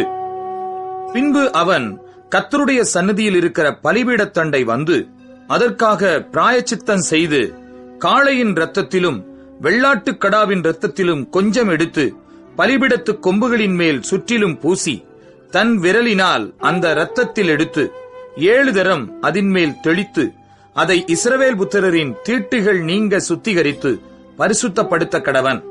அவன் இப்படி பரிசுத்த ஸ்தலத்துக்கும் ஆசரிப்பு கூடாரத்துக்கும் பலிபீடத்துக்கும் பிராயச்சித்தம் செய்து தீர்ந்த பின்பு உயிரோடு இருக்கிற வெள்ளாட்டுக் கடாவை சேரப் பண்ணி அதன் தலையின் மேல் ஆரோன் தன் 2 கைகளையும் வைத்து அதன் மேல் இஸ்ரவேல் புத்திரருடைய சகல அக்கிரமங்களையும் அவர்களுடைய எல்லா பாவங்களினாலும் உண்டான அவர்களுடைய சகல மீறுதல்களையும் அறிக்கையிட்டு அவைகளை வெள்ளாட்டுக் கடாவினுடைய தலையின் மேல் சுமத்தி அதை அதற்கான ஆள்வசமாய் வனாந்தரத்துக்கு அனுப்பிவிட கடவன். அந்த வெள்ளாட்டுக் கடா அவர்களுடைய அக்கிரமங்களையெல்லாம் தன்மேல் சுமந்து கொண்டு குடியில்லாத தேசத்துக்கு போவதாக அவன் அந்த வெள்ளாட்டுக் கடாவை வனாந்தரத்திலே போகவிடக் கடவன். ஆரோன் ஆசரிப்பு கூடாரத்துக்குள் வந்து தான் பரிசுத்த ஸ்தலத்துக்குள் பிரவேசிக்கும் போது உடுத்தியிருந்த சணல் நூல் வஸ்திரங்களை களைந்து அங்கே வைத்துவிட்டு பரிசுத்த இடத்திலே ஜலத்தில் ஸ்நானம் பண்ணி தன் வஸ்திரங்களை உடுத்திக் கொண்டு வெளியே வந்து தன் சர்வாங்க தகன பலியையும் ஜனங்களின் சர்வாங்க தகன பலியையும் இட்டு தனக்காகவும் ஜனங்களுக்காகவும் பாவ நிவிர்த்தி செய்து பாவ நிவாரண பலியின் கொழுப்பை பலிபிடத்தின் மேல் தகனிக்க கடவன். போக விடப்படும் போக்காடாகிய வெள்ளாட்டுக் கடாவை கொண்டு போய் விட்டவன் தன் வஸ்திரங்களை தோய்த்து ஜலத்தில் ஸ்நானம் பண்ணி பின்பு பாளையத்துக்குள் வருவானாக. பாவ நிவிர்த்திக்கென்று பரிசுத்த ஸ்தலத்துக்குள் இரத்தம் கொண்டு வரப்பட்ட பாவ நிவாரண பலியாகிய காளையையும் பாவ நிவாரண பலியாகிய வெள்ளாட்டுக் கடாவையும் பாளையத்துக்கு புறம்பே கொண்டு போய் அவைகளின் தோலையும் மாம்சத்தையும் சாணியையும் அக்கினியிலே சுட்டெரிக்க கடவர்கள். அவைகளை சுட்டரித்தவன் தன் வஸ்திரங்களை தோய்த்து ஜலத்திலே ஸ்நானம் பண்ணி பின்பு பாளையத்துக்குள் வருவானாக. 7ஆம் மாதம் 10ஆம் தேதியிலே சுதேசியானாலும் உங்களுக்குள் தங்கும் பரதேசியானாலும் தங்கள் ஆத்துமாக்களை தாழ்மைப்படுத்துவதுமன்றி ஒரு வேலையும் செய்யாமல் இருக்க வேண்டும். இது உங்களுக்கு நித்திய கட்டளையாயிருக்க கடவது. கர்த்தருடைய சந்நிதியில் உங்கள் பாவமெல்லாம் நீங்கி சுத்திகரிக்கப்படும்படி அந்நாளில் உங்களை சுத்திகரிக்கும் பொருட்டு உங்களுக்காக பாவ நிவிர்த்தி செய்யப்படும். உங்களுக்கு அது விசேஷித்த ஓய்வு நாள். அதிலே உங்கள் ஆத்துமாக்களை தாழ்மைப்படுத்த கடவீர்கள். இது நித்திய கட்டளை. அபிஷேகம் பெற்றவனும் தன் தகப்பன் பட்டத்திற்கு வந்து ஆசாரிய ஊழியம் செய்ய பிரதிஷ்டை பண்ணப்பட்டவனுமாகிய ஆசாரியனே பாவ நிவிர்த்தி செய்ய கடவன். அவன் பரிசுத்த வஸ்திரங்களாகிய சணல் நூல் வஸ்திரங்களை உடுத்திக் கொண்டு பரிசுத்த ஸ்தலத்துக்கும் ஆசரிப்பு கூடாரத்துக்கும் பலிபீடத்துக்கும் பிராயச்சித்தம் செய்து ஆசாரியருக்காகவும் சபையின் சகல ஜனங்களுக்காகவும் பாவ நிவிர்த்தி செய்ய கடவன். இப்படி வருஷத்தில் ஒருமுறை இஸ்ரவேல் புத்திரருக்காக அவர்களுடைய சகல பாவங்களுக்கும் பாவ நிவிர்த்தி செய்வது உங்களுக்கு நித்திய கட்டளையாயிருக்க கடவது என்று சொல் என்றார். கர்த்தர் மோசேக்கு கட்டளையிட்டபடியே ஆரோன் செய்தான். லேவியராகமம் 17ஆம் அதிகாரம். பின்னும் கர்த்தர் மோசேயை நோக்கி, நீ ஆரோனோடும் அவன் குமாரரோடும் இஸ்ரவேல் புத்திரர் அனைவரோடும் சொல்ல வேண்டியதாவது, கர்த்தர் கட்டளையிடுகிறது என்னவென்றால், இஸ்ரவேல் குடும்பத்தாரில் எவனாகிலும் மாட்டையாவது செம்மறி ஆட்டையாவது வெள்ளாட்டையாவது ஆசரிப்பு கூடார வாசலாகிய கர்த்தருடைய வாசஸ்தலத்துக்கு முன்பாக கர்த்தருக்கு செலுத்தும்படி கொண்டு வராமல் பாளையத்துக்குள்ளே ஆகிலும் பாளையத்துக்கு புறம்பே ஆகிலும் அதை கொன்றால் அது அந்த மனிதனுக்கு இரத்தப்பழியாக எண்ணப்படும். அந்த மனிதன் இரத்தம் சிந்தினபடியால் தன் ஜனத்தில் இராமல் அறுப்புண்டு போவான். ஆகையால் இஸ்ரவேல் புத்திரர் வெளியிலே பலியிடுகிற தங்கள் பலிகளை ஆசரிப்பு கூடார வாசலில் ஆசாரியனிடத்தில் கர்த்தருடைய சந்நிதியில் கொண்டு வந்து அங்கே அவைகளை கர்த்தருக்கு சமாதான பலிகளாக செலுத்த கடவர்கள். அங்கே ஆசாரியன் இரத்தத்தை ஆசரிப்பு கூடார வாசலில் இருக்கிற கர்த்தருடைய பலிபீடத்தின் மேல் தெளித்து கொழுப்பை கர்த்தருக்கு சுகந்த வாசனையாக தகனிக்க கடவன். தாங்கள் சோர மார்க்கமாய் பின்பற்றுகிற பேய்களுக்கு தங்கள் பலிகளை இனி செலுத்தாதிருப்பார்களாக. இது அவர்கள் தலைமுறை தோறும் அவர்களுக்கு நித்திய கட்டளையாயிருக்க கடவது. மேலும் நீ அவர்களை நோக்கி, இஸ்ரவேல் குடும்பத்தாரிலும் உங்கள் நடுவே தங்குகிற அந்நியர்களிலும் எவனாகிலும் சர்வாங்க தகன பலி முதலானவைகளை இட்டு அதை ஆசரிப்பு கூடார வாசலிலே கர்த்தருக்கு செலுத்தும்படி கொண்டு வராவிட்டால் அவன் தன் ஜனத்தில் இராமல் அறுப்புண்டு போவான் என்று சொல். இஸ்ரவேல் குடும்பத்தாரிலும் உங்களுக்குள் தங்கும் அந்நியர்களிலும் எவனாகிலும் இரத்தம் எண்ணப்பட்டதை புசித்தால் இரத்தத்தை புசித்த அவனுக்கு விரோதமாக நான் என் முகத்தை திருப்பி அவன் தன் ஜனத்தில் இராதபடிக்கு அவனை அறுப்புண்டு போக பண்ணுவேன். மாம்சத்தின் உயிர் இரத்தத்தில் இருக்கிறது.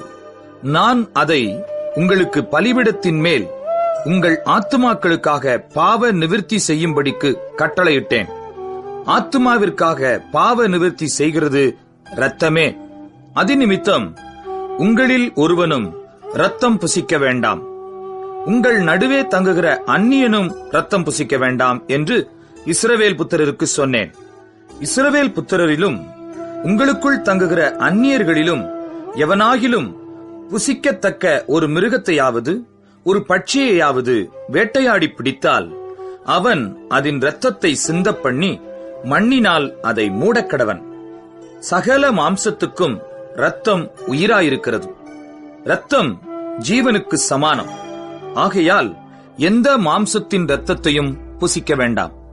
சகல மாம்சத்தின் உயிரும் அதன் இரத்தந்தானே. அதை புசிக்கிற எவனும் அறுப்புண்டு போவான் என்று இஸ்ரவேல் புத்திரருக்கு சொன்னேன். தானாய் இறந்து போனதையாவது பீருண்டதையாவது புசித்தவன் எவனும் அவன் சுதேசியானாலும் பரதேசியானாலும் தன் வஸ்திரங்களை தோய்த்து தண்ணீரில் மூழ்கி சாயங்காலம் மட்டும் தீட்டாயிருப்பானாக. பின்பு சுத்தமாயிருப்பான். அவன் தன் வஸ்திரங்களை தோய்க்காமலும் ஸ்நானம் பண்ணாமலும் இருந்தால் தன் அக்கிரமத்தை சுமப்பான் என்று சொல் என்றார். லேவியராகமம் 18ஆம் அதிகாரம். பின்னும் கர்த்தர் மோசேயை நோக்கி, நீ இஸ்ரவேல் புத்திரருக்கு சொல்ல வேண்டியது என்னவென்றால், நான் உங்கள் தேவனாகிய கர்த்தர். நீங்கள் குடியிருந்த எகிப்து தேசத்தாருடைய செய்கையின்படி செய்யாமலும், நான் உங்களை அழைத்துப் போகிற கானான் தேசத்தாருடைய செய்கையின்படி செய்யாமலும், அவர்களுடைய முறைமைகளின்படி நடவாமலும், என்னுடைய நியாயங்களின்படி செய்து என்னுடைய கட்டளைகளை கைக்கொண்டு நடவுங்கள். நான் உங்கள் தேவனாகிய கர்த்தர். ஆகையால் என் கட்டளைகளையும் என் நியாயங்களையும் கைக்கொள்ள கடவீர்கள். அவைகளின்படி செய்கிறவன் எவனும் அவைகளால் பிழைப்பான். நான் கர்த்தர். ஒருவனும் தனக்கு நெருங்கின இனமாகிய ஒருத்தியை நிர்வாணமாக்கும்படி அவளை சேரலாகாது. நான் கர்த்தர். உன் தகப்பனையாவது உன் தாயையாவது நிர்வாணமாக்கலாகாது. அவள் உன் தாயானவள், அவளை நிர்வாணமாக்கலாகாது. உன் தகப்பனுடைய மனைவியை நிர்வாணமாக்கலாகாது. அது உன் தகப்பனுடைய நிர்வாணம். உன் தகப்பனுக்காவது உன் தாய்க்காவது வீட்டிலாகிலும் புறத்திலாகிலும் பிறந்த குமாரத்தியாகிய உன் சகோதரியை நிர்வாணமாக்கலாகாது. உன் குமாரனுடைய மகளையாவது உன் குமாரத்தியினுடைய மகளையாவது நிர்வாணமாக்கலாகாது. அது உன்னுடைய நிர்வாணம். உன் தகப்பனுடைய மனைவியினிடத்தில் உன் தகப்பனுக்கு பிறந்த குமாரத்தியை நிர்வாணமாக்கலாகாது. அவள் உனக்கு சகோதரி. உன் தகப்பனுடைய சகோதரியை நிர்வாணமாக்கலாகாது. அவள் உன் தகப்பனுக்கு நெருங்கின இனமானவள். உன் தாயினுடைய சகோதரியை நிர்வாணமாக்கலாகாது. அவள் உன் தாய்க்கு நெருங்கின இனமானவள். உன் தகப்பனுடைய சகோதரனை நிர்வாணமாக்கலாகாது. அவன் மனைவியை சேராயாக. அவள் உன் தகப்பனுடைய சகோதரி. உன் மருமகளை நிர்வாணமாக்கலாகாது. அவள் உன் குமாரனுக்கு மனைவி. அவளை நிர்வாணமாக்கலாகாது. உன் சகோதரனுடைய மனைவியை நிர்வாணமாக்கலாகாது. அது உன் சகோதரனுடைய நிர்வாணம். ஒரு ஸ்திரீயையும் அவள் மகளையும் நிர்வாணமாக்கலாகாது. அவளுடைய குமாரரின் மகளையும் அவளுடைய குமாரத்தியின் மகளையும் நிர்வாணமாக்கும்படி விவாகம் பண்ணலாகாது. இவர்கள் அவளுக்கு நெருங்கின இனமானவர்கள். அது முறைகேடு. உன் மனைவி உயிரோடு இருக்கையில் அவளுக்கு உபத்திரவமாக அவள் சகோதரியையும் நிர்வாணமாக்கும் பொருட்டு அவளை விவாகம் பண்ணலாகாது. ஸ்திரீயானவள் சூதகத்தால் விலக்கத்தில் இருக்கையில் அவளை நிர்வாணமாக்க அவளோடே சேராதே. பிறனுடைய மனைவியோடே சேரும்படி சயனித்து அவளால் உன்னை தீட்டுப்படுத்திக் கொள்ள வேண்டாம். நீ உன் சந்ததியில் யாரையாகிலும் மோளேகுக்கென்று தீக்கடக்கும்படி இடம் கொடாதே. உன் தேவனுடைய நாமத்தை பரிசுத்த குலைச்சலாக்காதே. நான் கர்த்தர். பெண்ணோடு சம்யோகம் பண்ணுகிறது போல ஆணோடே சம்யோகம் பண்ண வேண்டாம். அது அருவருப்பானது. யாதொரு மிருகத்தோடும் நீ புணர்ச்சி செய்து அதனாலே உன்னை தீட்டுப்படுத்த வேண்டாம். ஸ்திரீயானவள் மிருகத்தோடே புணரும்படி அதற்கு முன்பாக நிற்கலாகாது. அது அருவருப்பான தாறுமாறு. இவைகளில் ஒன்றினாலும் உங்களை தீட்டுப்படுத்தாதிருங்கள். நான் உங்கள் முன்னின்று துரத்தி விடுகிற ஜாதிகள் இவைகள் எல்லாவற்றினாலும் தங்களை தீட்டுப்படுத்தி இருக்கிறார்கள். தேசமும் தீட்டுப்படுத்தப்பட்டிருக்கிறது. ஆகையால் அதன் அக்கிரமத்தை விசாரிப்பேன். தேசம் தன் குடிகளை கக்கிப் போடும். இந்த அருவருப்புகளை எல்லாம் உங்களுக்கு முன் இருந்த அந்த தேசத்தின் மனிதர் செய்ததினாலே தேசம் தீட்டாயிற்று. இப்பொழுதும் உங்களுக்கு முன் இருந்த ஜாதிகளை தேசம் கக்கிப் போட்டது போல நீங்கள் அதை தீட்டுப்படுத்தும் போது அது உங்களையும் கக்கிப் போடாதபடிக்கு நீங்கள் என் கட்டளைகளையும் என் நியாயங்களையும் கைக்கொண்டு தேசத்திலே பிறந்தவனானாலும் உங்கள் நடுவே தங்குகிற அந்நியனானாலும் இந்த அருவருப்புகளில் ஒன்றையும் செய்ய வேண்டாம். இப்படிப்பட்ட அருவருப்பானவைகளில் யாதொன்றை யாராவது செய்தால் செய்த அந்த ஆத்துமாக்கள் ஜனத்தில் இராதபடிக்கு அறுப்புண்டு போவார்கள். ஆகையால் உங்களுக்கு முன் செய்யப்பட்ட அருவருப்பான முறைமைகளில் யாதொன்றை நீங்கள் செய்து அவைகளால் உங்களை தீட்டுப்படுத்திக் கொள்ளாதபடிக்கு என் கட்டளையை கைக்கொள்ளுங்கள். நான் உங்கள் தேவனாகிய கர்த்தர் என்று சொல் என்றார். லேவியராகமம் 19ஆம் அதிகாரம். பின்னும் கர்த்தர் மோசேயை நோக்கி, நீ இஸ்ரவேல் புத்திரரின் சபை அனைத்தோடும் சொல்ல வேண்டியது என்னவென்றால், உங்கள் தேவனும் கர்த்தருமாகிய நான் பரிசுத்தர், ஆகையால் நீங்களும் பரிசுத்தராயிருங்கள். உங்களில் அவனவன் தன் தன் தாய்க்கும் தன் தன் தகப்பனுக்கும் பயந்திருக்கவும் என் ஓய்வு நாட்களை ஆசரிக்கவும் கடவீர்கள். நான் உங்கள் தேவனாகிய கர்த்தர். விக்கிரகங்களை நாடாமலும் வார்ப்பிக்கப்பட்ட தெய்வங்களை உங்களுக்கு உண்டாக்காமலும் இருப்பீர்களாக. நான் உங்கள் தேவனாகிய கர்த்தர். நீங்கள் சமாதான பலியை கர்த்தருக்கு செலுத்தினால் அதை மனோற்சாகமாய் செலுத்துங்கள். நீங்கள் அதை செலுத்துகிற நாளிலும் மறுநாளிலும் அதை புசிக்க வேண்டும். 3ஆம் நாள் மட்டும் மீதியானது அக்கினியிலே சுட்டரிக்கப்பட கடவது. 3ஆம் நாளில் அதில் ஏதாகிலும் புசிக்கப்பட்டால் அருவருப்பாயிருக்கும், அது அங்கீகரிக்கப்பட மாட்டாது. அதை புசிக்கிறவன் கர்த்தருக்கு பரிசுத்தமானதை பரிசுத்த குலைச்சல் ஆக்கினபடியால் அவன் தன் அக்கிரமத்தை சுமந்து தன் ஜனத்தில் இராதபடிக்கு அறுப்புண்டு போவான். நீங்கள் தேசத்தின் பயிரை அறுக்கும்போது உன் வயலின் ஓரத்தில் இருக்கிறதை தீர அறுக்காமலும் சிந்திக் கிடக்கிற கதிர்களை பொறுக்காமலும் உன் திராட்சைத் தோட்டத்திலே பின்னறுப்பை அறுக்காமலும் அதிலே சிந்திக் கிடக்கிற பழங்களை பொறுக்காமலும் அவைகளை எளியவனுக்கும் பரதேசிக்கும் விட்டுவிடுவாயாக. நான் உங்கள் தேவனாகிய கர்த்தர். நீங்கள் களவு செய்யாமலும் வஞ்சனை பண்ணாமலும் ஒருவருக்கொருவர் பொய் சொல்லாமலும் இருங்கள். என் நாமத்தைக் கொண்டு பொய் ஆணையிடுகிறதினால் உங்கள் தேவனுடைய நாமத்தை பரிசுத்த குலைச்சல் ஆக்காமலும் இருப்பீர்களாக. நான் கர்த்தர். பிறனை ஒடுக்காமலும் கொள்ளையிடாமலும் இருப்பாயாக.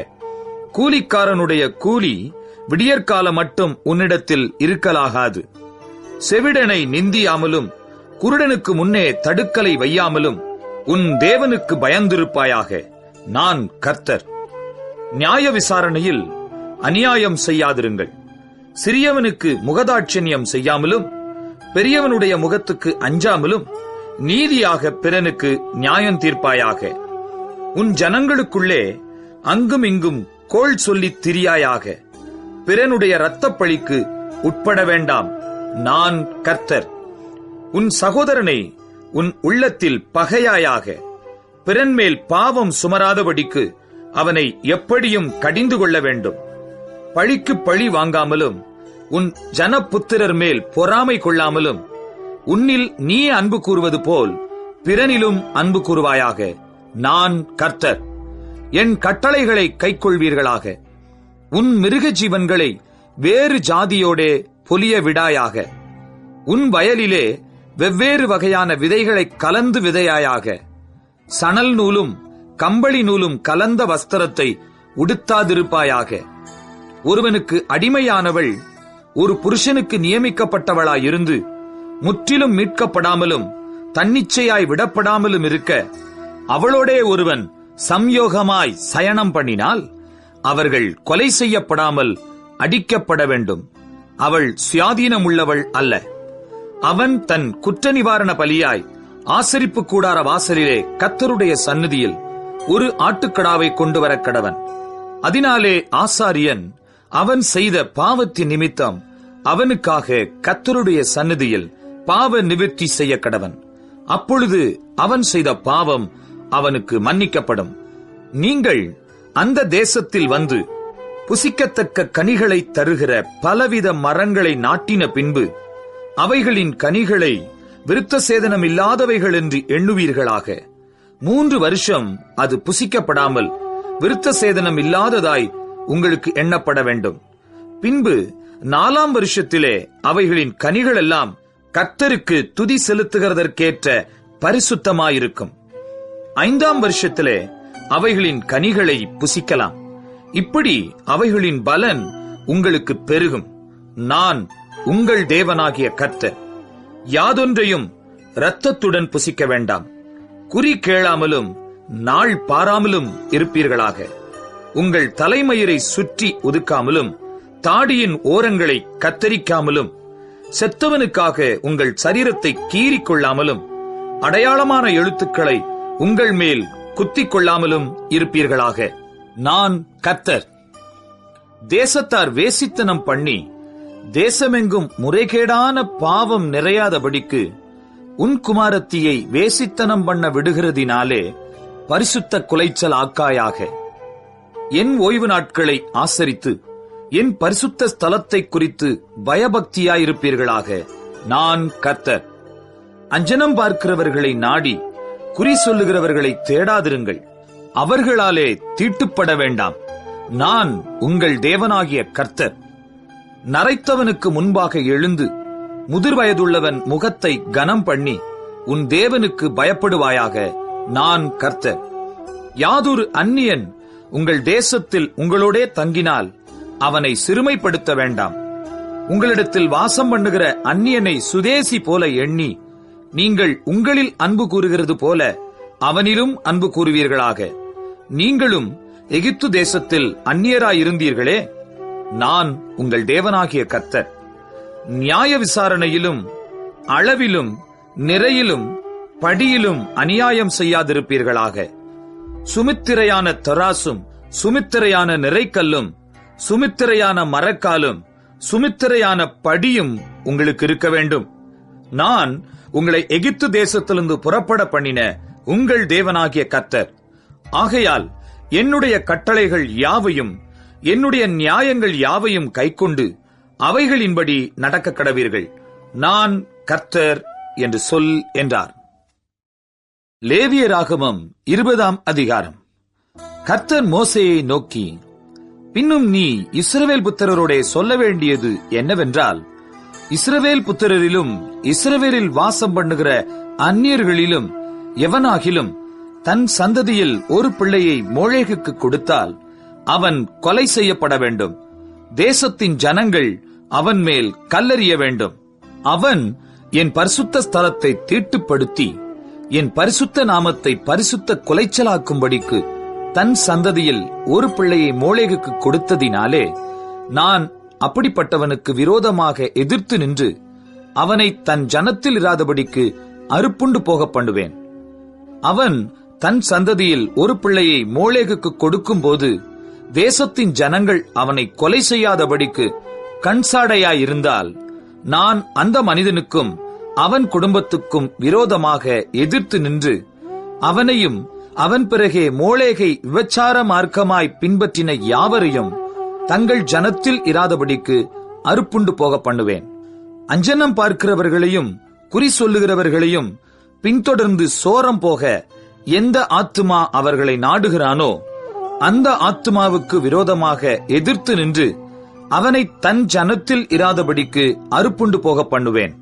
ஆதலால் நீங்கள் உங்களை பரிசுத்தப்படுத்தி பரிசுத்தராயிருங்கள்.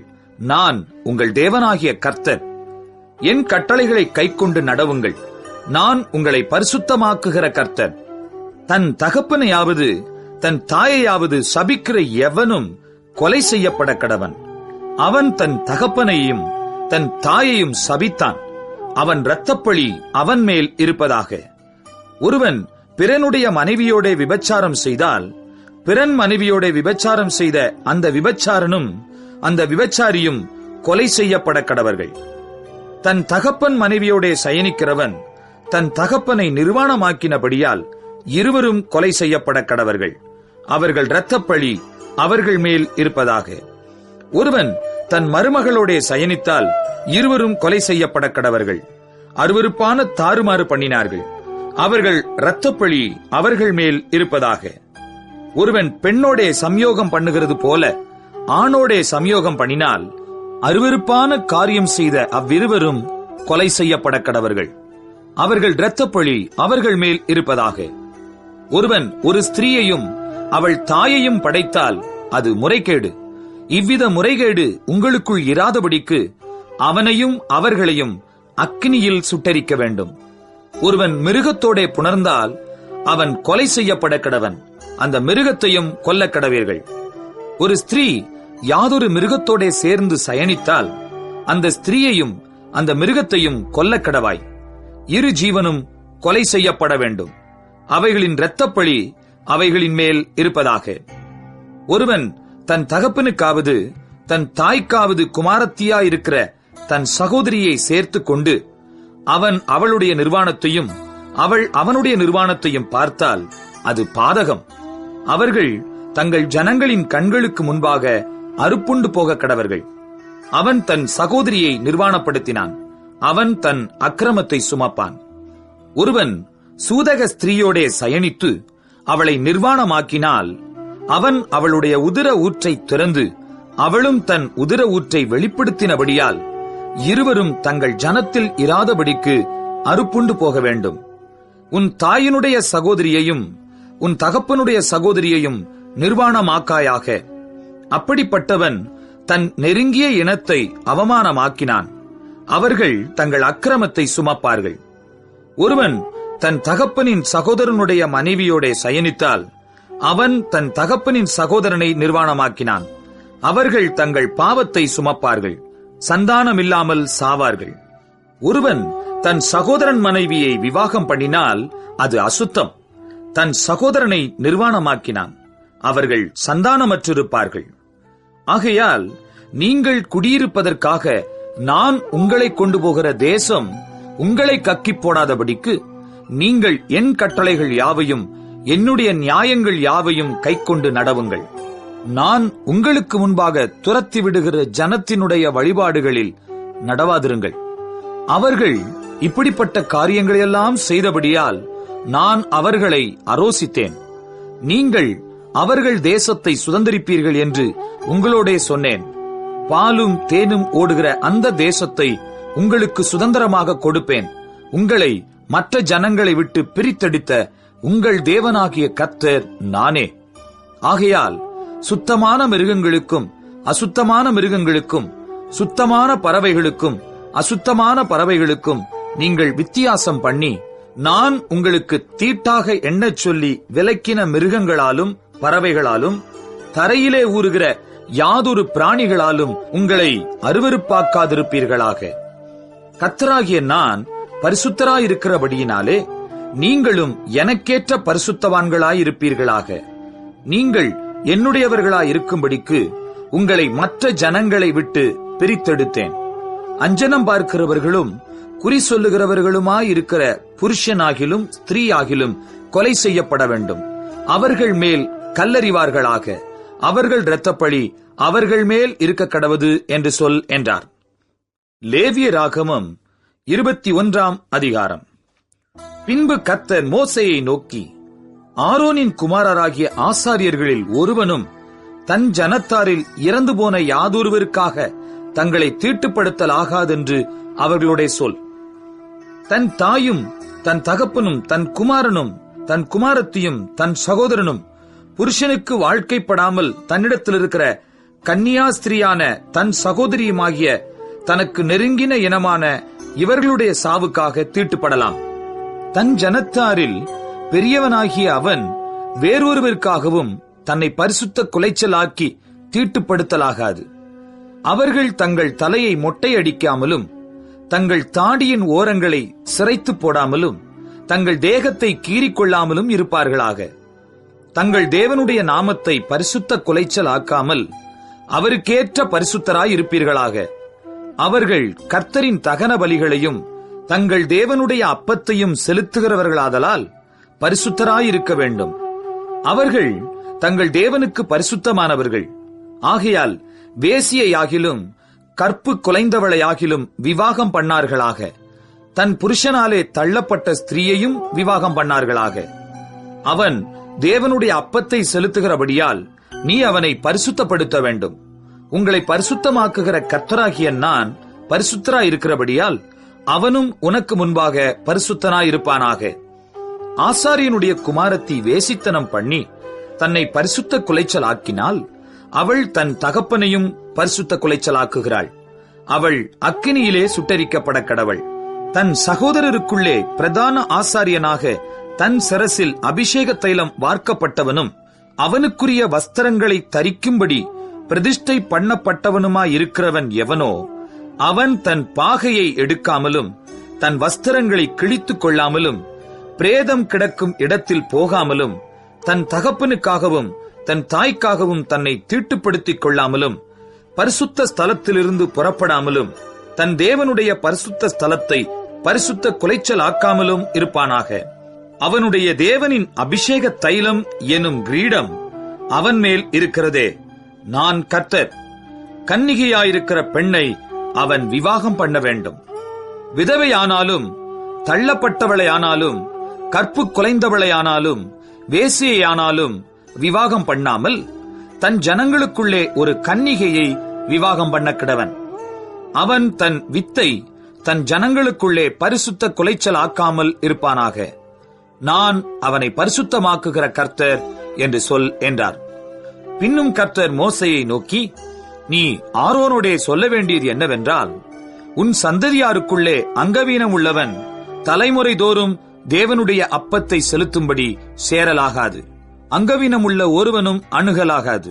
குருடனானாலும், சப்பானி ஆனாலும், குறுகின அல்லது நீண்ட அவயவம் உள்ளவன் ஆனாலும், காலொடிந்தவனானாலும், கையொடிந்தவனானாலும், கூணனானாலும், குள்ளனானாலும், பூவிழிந்த கண்ணனானாலும், சூரியனானாலும், அசருள்ளவனானாலும், விதை நசுங்கினவனானாலும் அணுகலாகாது.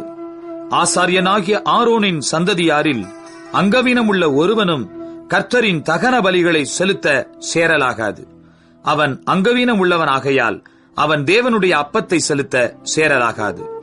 அவன் தன் தேவனுடைய அப்பமாகிய மகா பரிசுத்தமானவைகளிலும் மற்ற பரிசுத்தமானவைகளிலும் புசிக்கலாம். ஆனாலும் அவன் அங்கவீனம் உள்ளவனாகையால் அவன் என் பரிசுத்த ஸ்தலங்களை பரிசுத்த குலைச்சலாக்காதபடிக்கு திரைக்குள்ளே போகாமலும் பலிபீடத்தண்டையில் சேராமலும் இருப்பானாக. நான் அவர்களை பரிசுத்தமாக்குகிற கர்த்தர் என்று சொல் என்றார். மோசே இவைகளை ஆரோனோடும் அவன் குமாரரோடும் இஸ்ரவேல் புத்திரர் அனைவரோடும் சொன்னான். லேவியராகமம் 22 அதிகாரம்.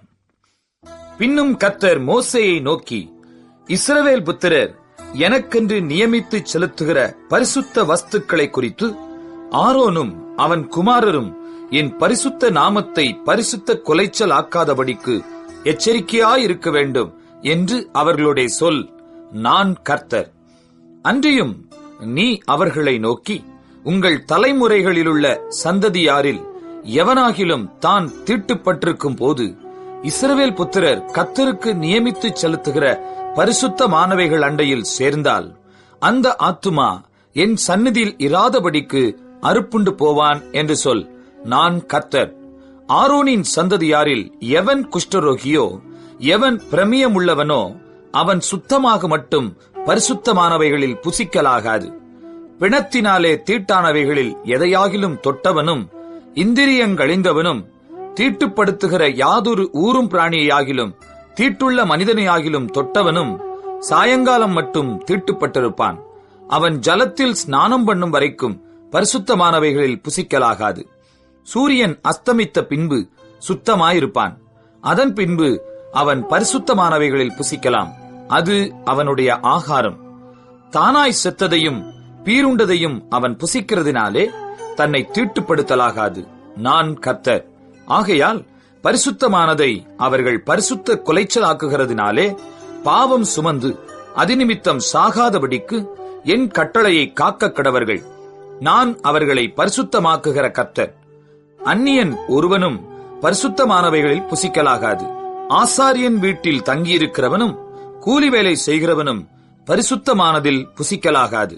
ஆசாரியனால் பணத்துக்கு கொள்ளப்பட்டவனும் அவன் வீட்டிலே பிறந்தவனும் அவனுடைய ஆகாரத்தில் புசிக்கலாம். ஆசாரியனுடைய குமாரத்தி அந்நியனுக்கு வாழ்க்கைப்பட்டால் அவள் பரிசுத்தமானவைகளின் படைப்பிலே புசிக்கலாகாது. விதவையாய் போன அல்லது தள்ளப்பட்டவளான ஆசாரியனுடைய குமாரத்தி பிள்ளையில்லாதிருந்து தன் தகப்பன் வீட்டில் தன்னுடைய இளவயதில் இருந்தது போல திரும்ப வந்து இருந்தாளே ஆகில் அவள் தன் தகப்பன் ஆகாரத்தில் புசிக்கலாம். அந்நியனாகிய ஒருவனும் அதில் புசிக்கலாகாது.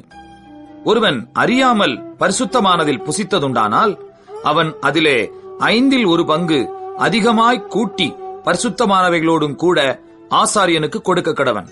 அவர்கள் கர்த்தருக்கு படைக்கிற இஸ்ரவேல் புத்திரருடைய பரிசுத்தமானவைகளை பரிசுத்த குலைச்சல் ஆக்காமலும் அவைகளை புசிக்கிறதினால் அவர்கள் மேல் குற்றமான அக்கிரமத்தை சுமர பண்ணாமலும் இருப்பார்களாக. நான் அவர்களை பரிசுத்தமாக்குகிற கர்த்தர் என்று சொல் என்றார்.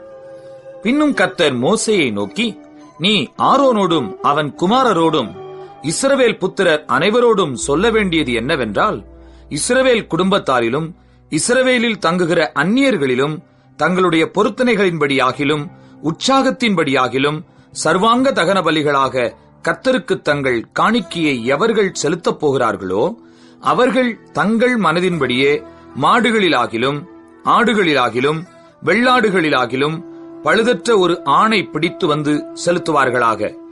பழுதுள்ள ஒன்றையும் செலுத்த வேண்டாம், அது உங்கள் நிமித்தம் அங்கீகரிக்கப்படுவதில்லை. ஒருவன் விசேஷித்த பொருத்தனையாயாவது உற்சாகமாயாவது கர்த்தருக்கு மாடுகளிலாகிலும் ஆடுகளிலாகிலும் சமாதான பலிகளை செலுத்தப் போனால் அது அங்கீகரிக்கப்படும்படி ஒரு பழுதுமில்லாமல் உத்தமமாயிருக்க வேண்டும். குருடு, நெரிசல், முடம், களலை, சொறி, புண் முதலிய பழுதுள்ளவைகளை நீங்கள் கர்த்தருக்கு செலுத்தாமலும் அவைகளாலே கர்த்தருக்கு பலிபீடத்தின் மேல் தகன பலியிடாமலும் இருப்பீர்களாக. நீண்ட அல்லது குறுகின அவயவம் உள்ள மாட்டையும் ஆட்டையும் நீ உற்சாக பலியாக இடலாம். பொருத்தனைக்காக அது அங்கீகரிக்கப்பட மாட்டாது.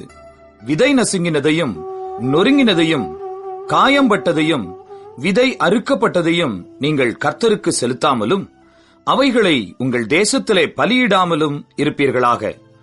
அந்நியபுத்திரன் கையிலும் இப்படிப்பட்டதை வாங்கி தேவனுக்கு அப்பமாக செலுத்தீர்களாக. அவைகளின் கேடும் பழுதும் அவைகளில் இருக்கிறது, அவைகள் உங்களுக்காக அங்கீகரிக்கப்படுவதில்லை என்று சொல் என்றார். பின்னும் கர்த்தர் மோசேயை நோக்கி, ஒரு கன்றாவது செம்மறியாட்டு குட்டியாவது வெள்ளாட்டு குட்டியாவது பிறந்தால் அது 7 நாள் தன் தாயினிடத்தில் இருக்க கடவது. 8ஆம் நாள் முதல் அது கர்த்தருக்கு தகன பலியாக அங்கீகரிக்கப்படும். பசுவையும் அதன் கன்றையும் ஆட்டையும் அதன் குட்டியையும் ஒரே நாளில் கொல்ல வேண்டாம். கர்த்தருக்கு ஸ்தோத்திர பலியை செலுத்துவீர்களானால் மனப்பூர்வமாய் அதை செலுத்துவீர்களாக. அந்நாளிலேதான் அது புசிக்கப்பட வேண்டும். விடியற்காலம் மட்டும் நீங்கள் அதில் ஒன்றும் மீதியாக வைக்க வேண்டாம். நான் கர்த்தர். நீங்கள் என் கட்டளைகளை கைக்கொண்டு அவைகளின்படி செய்யக் கடவீர்கள். நான் கர்த்தர். என் பரிசுத்த நாமத்தை பரிசுத்த கொலைச்சலாக்காதிருப்பீர்களாக. நான் இஸ்ரவேல் புத்திரர் நடுவே பரிசுத்தர் என்று மதிக்கப்படுவேன். நான் உங்களை பரிசுத்தமாக்குகிற கர்த்தர். நான் உங்களுக்கு தேவனாயிருப்பதற்காக உங்களை எகிப்து தேசத்திலிருந்து புறப்பட பண்ணினேன். நான் கர்த்தர் என்று சொல் என்றார். லேவியராகமம் 23ஆம் அதிகாரம். பின்னும் கர்த்தர் மோசேயை நோக்கி, நீ இஸ்ரவேல் புத்திரரோடே சொல்ல வேண்டியது என்னவென்றால், சபை கூடி வந்து பரிசுத்த நாட்களாக ஆசரிக்கும்படி நீங்கள் கூற வேண்டிய கர்த்தருடைய பண்டிகை நாட்களாவன. 6 நாளும் வேலை செய்ய வேண்டும். 7ஆம் நாள் பரிசுத்த சபை கூடுதலான ஓய்வு நாள். அதில் ஒரு வேலையும் செய்ய வேண்டாம். அது உங்கள் வாசஸ்தலங்களிலெல்லாம் கர்த்தருக்கென்று ஓய்ந்திருக்கும் நாளாயிருப்பதாக. சபை கூடி வந்து பரிசுத்தமாய் ஆசரிக்கும்படி நீங்கள் குறித்த காலத்தில் கூற வேண்டிய கர்த்தரின் பண்டிகைகளாவன.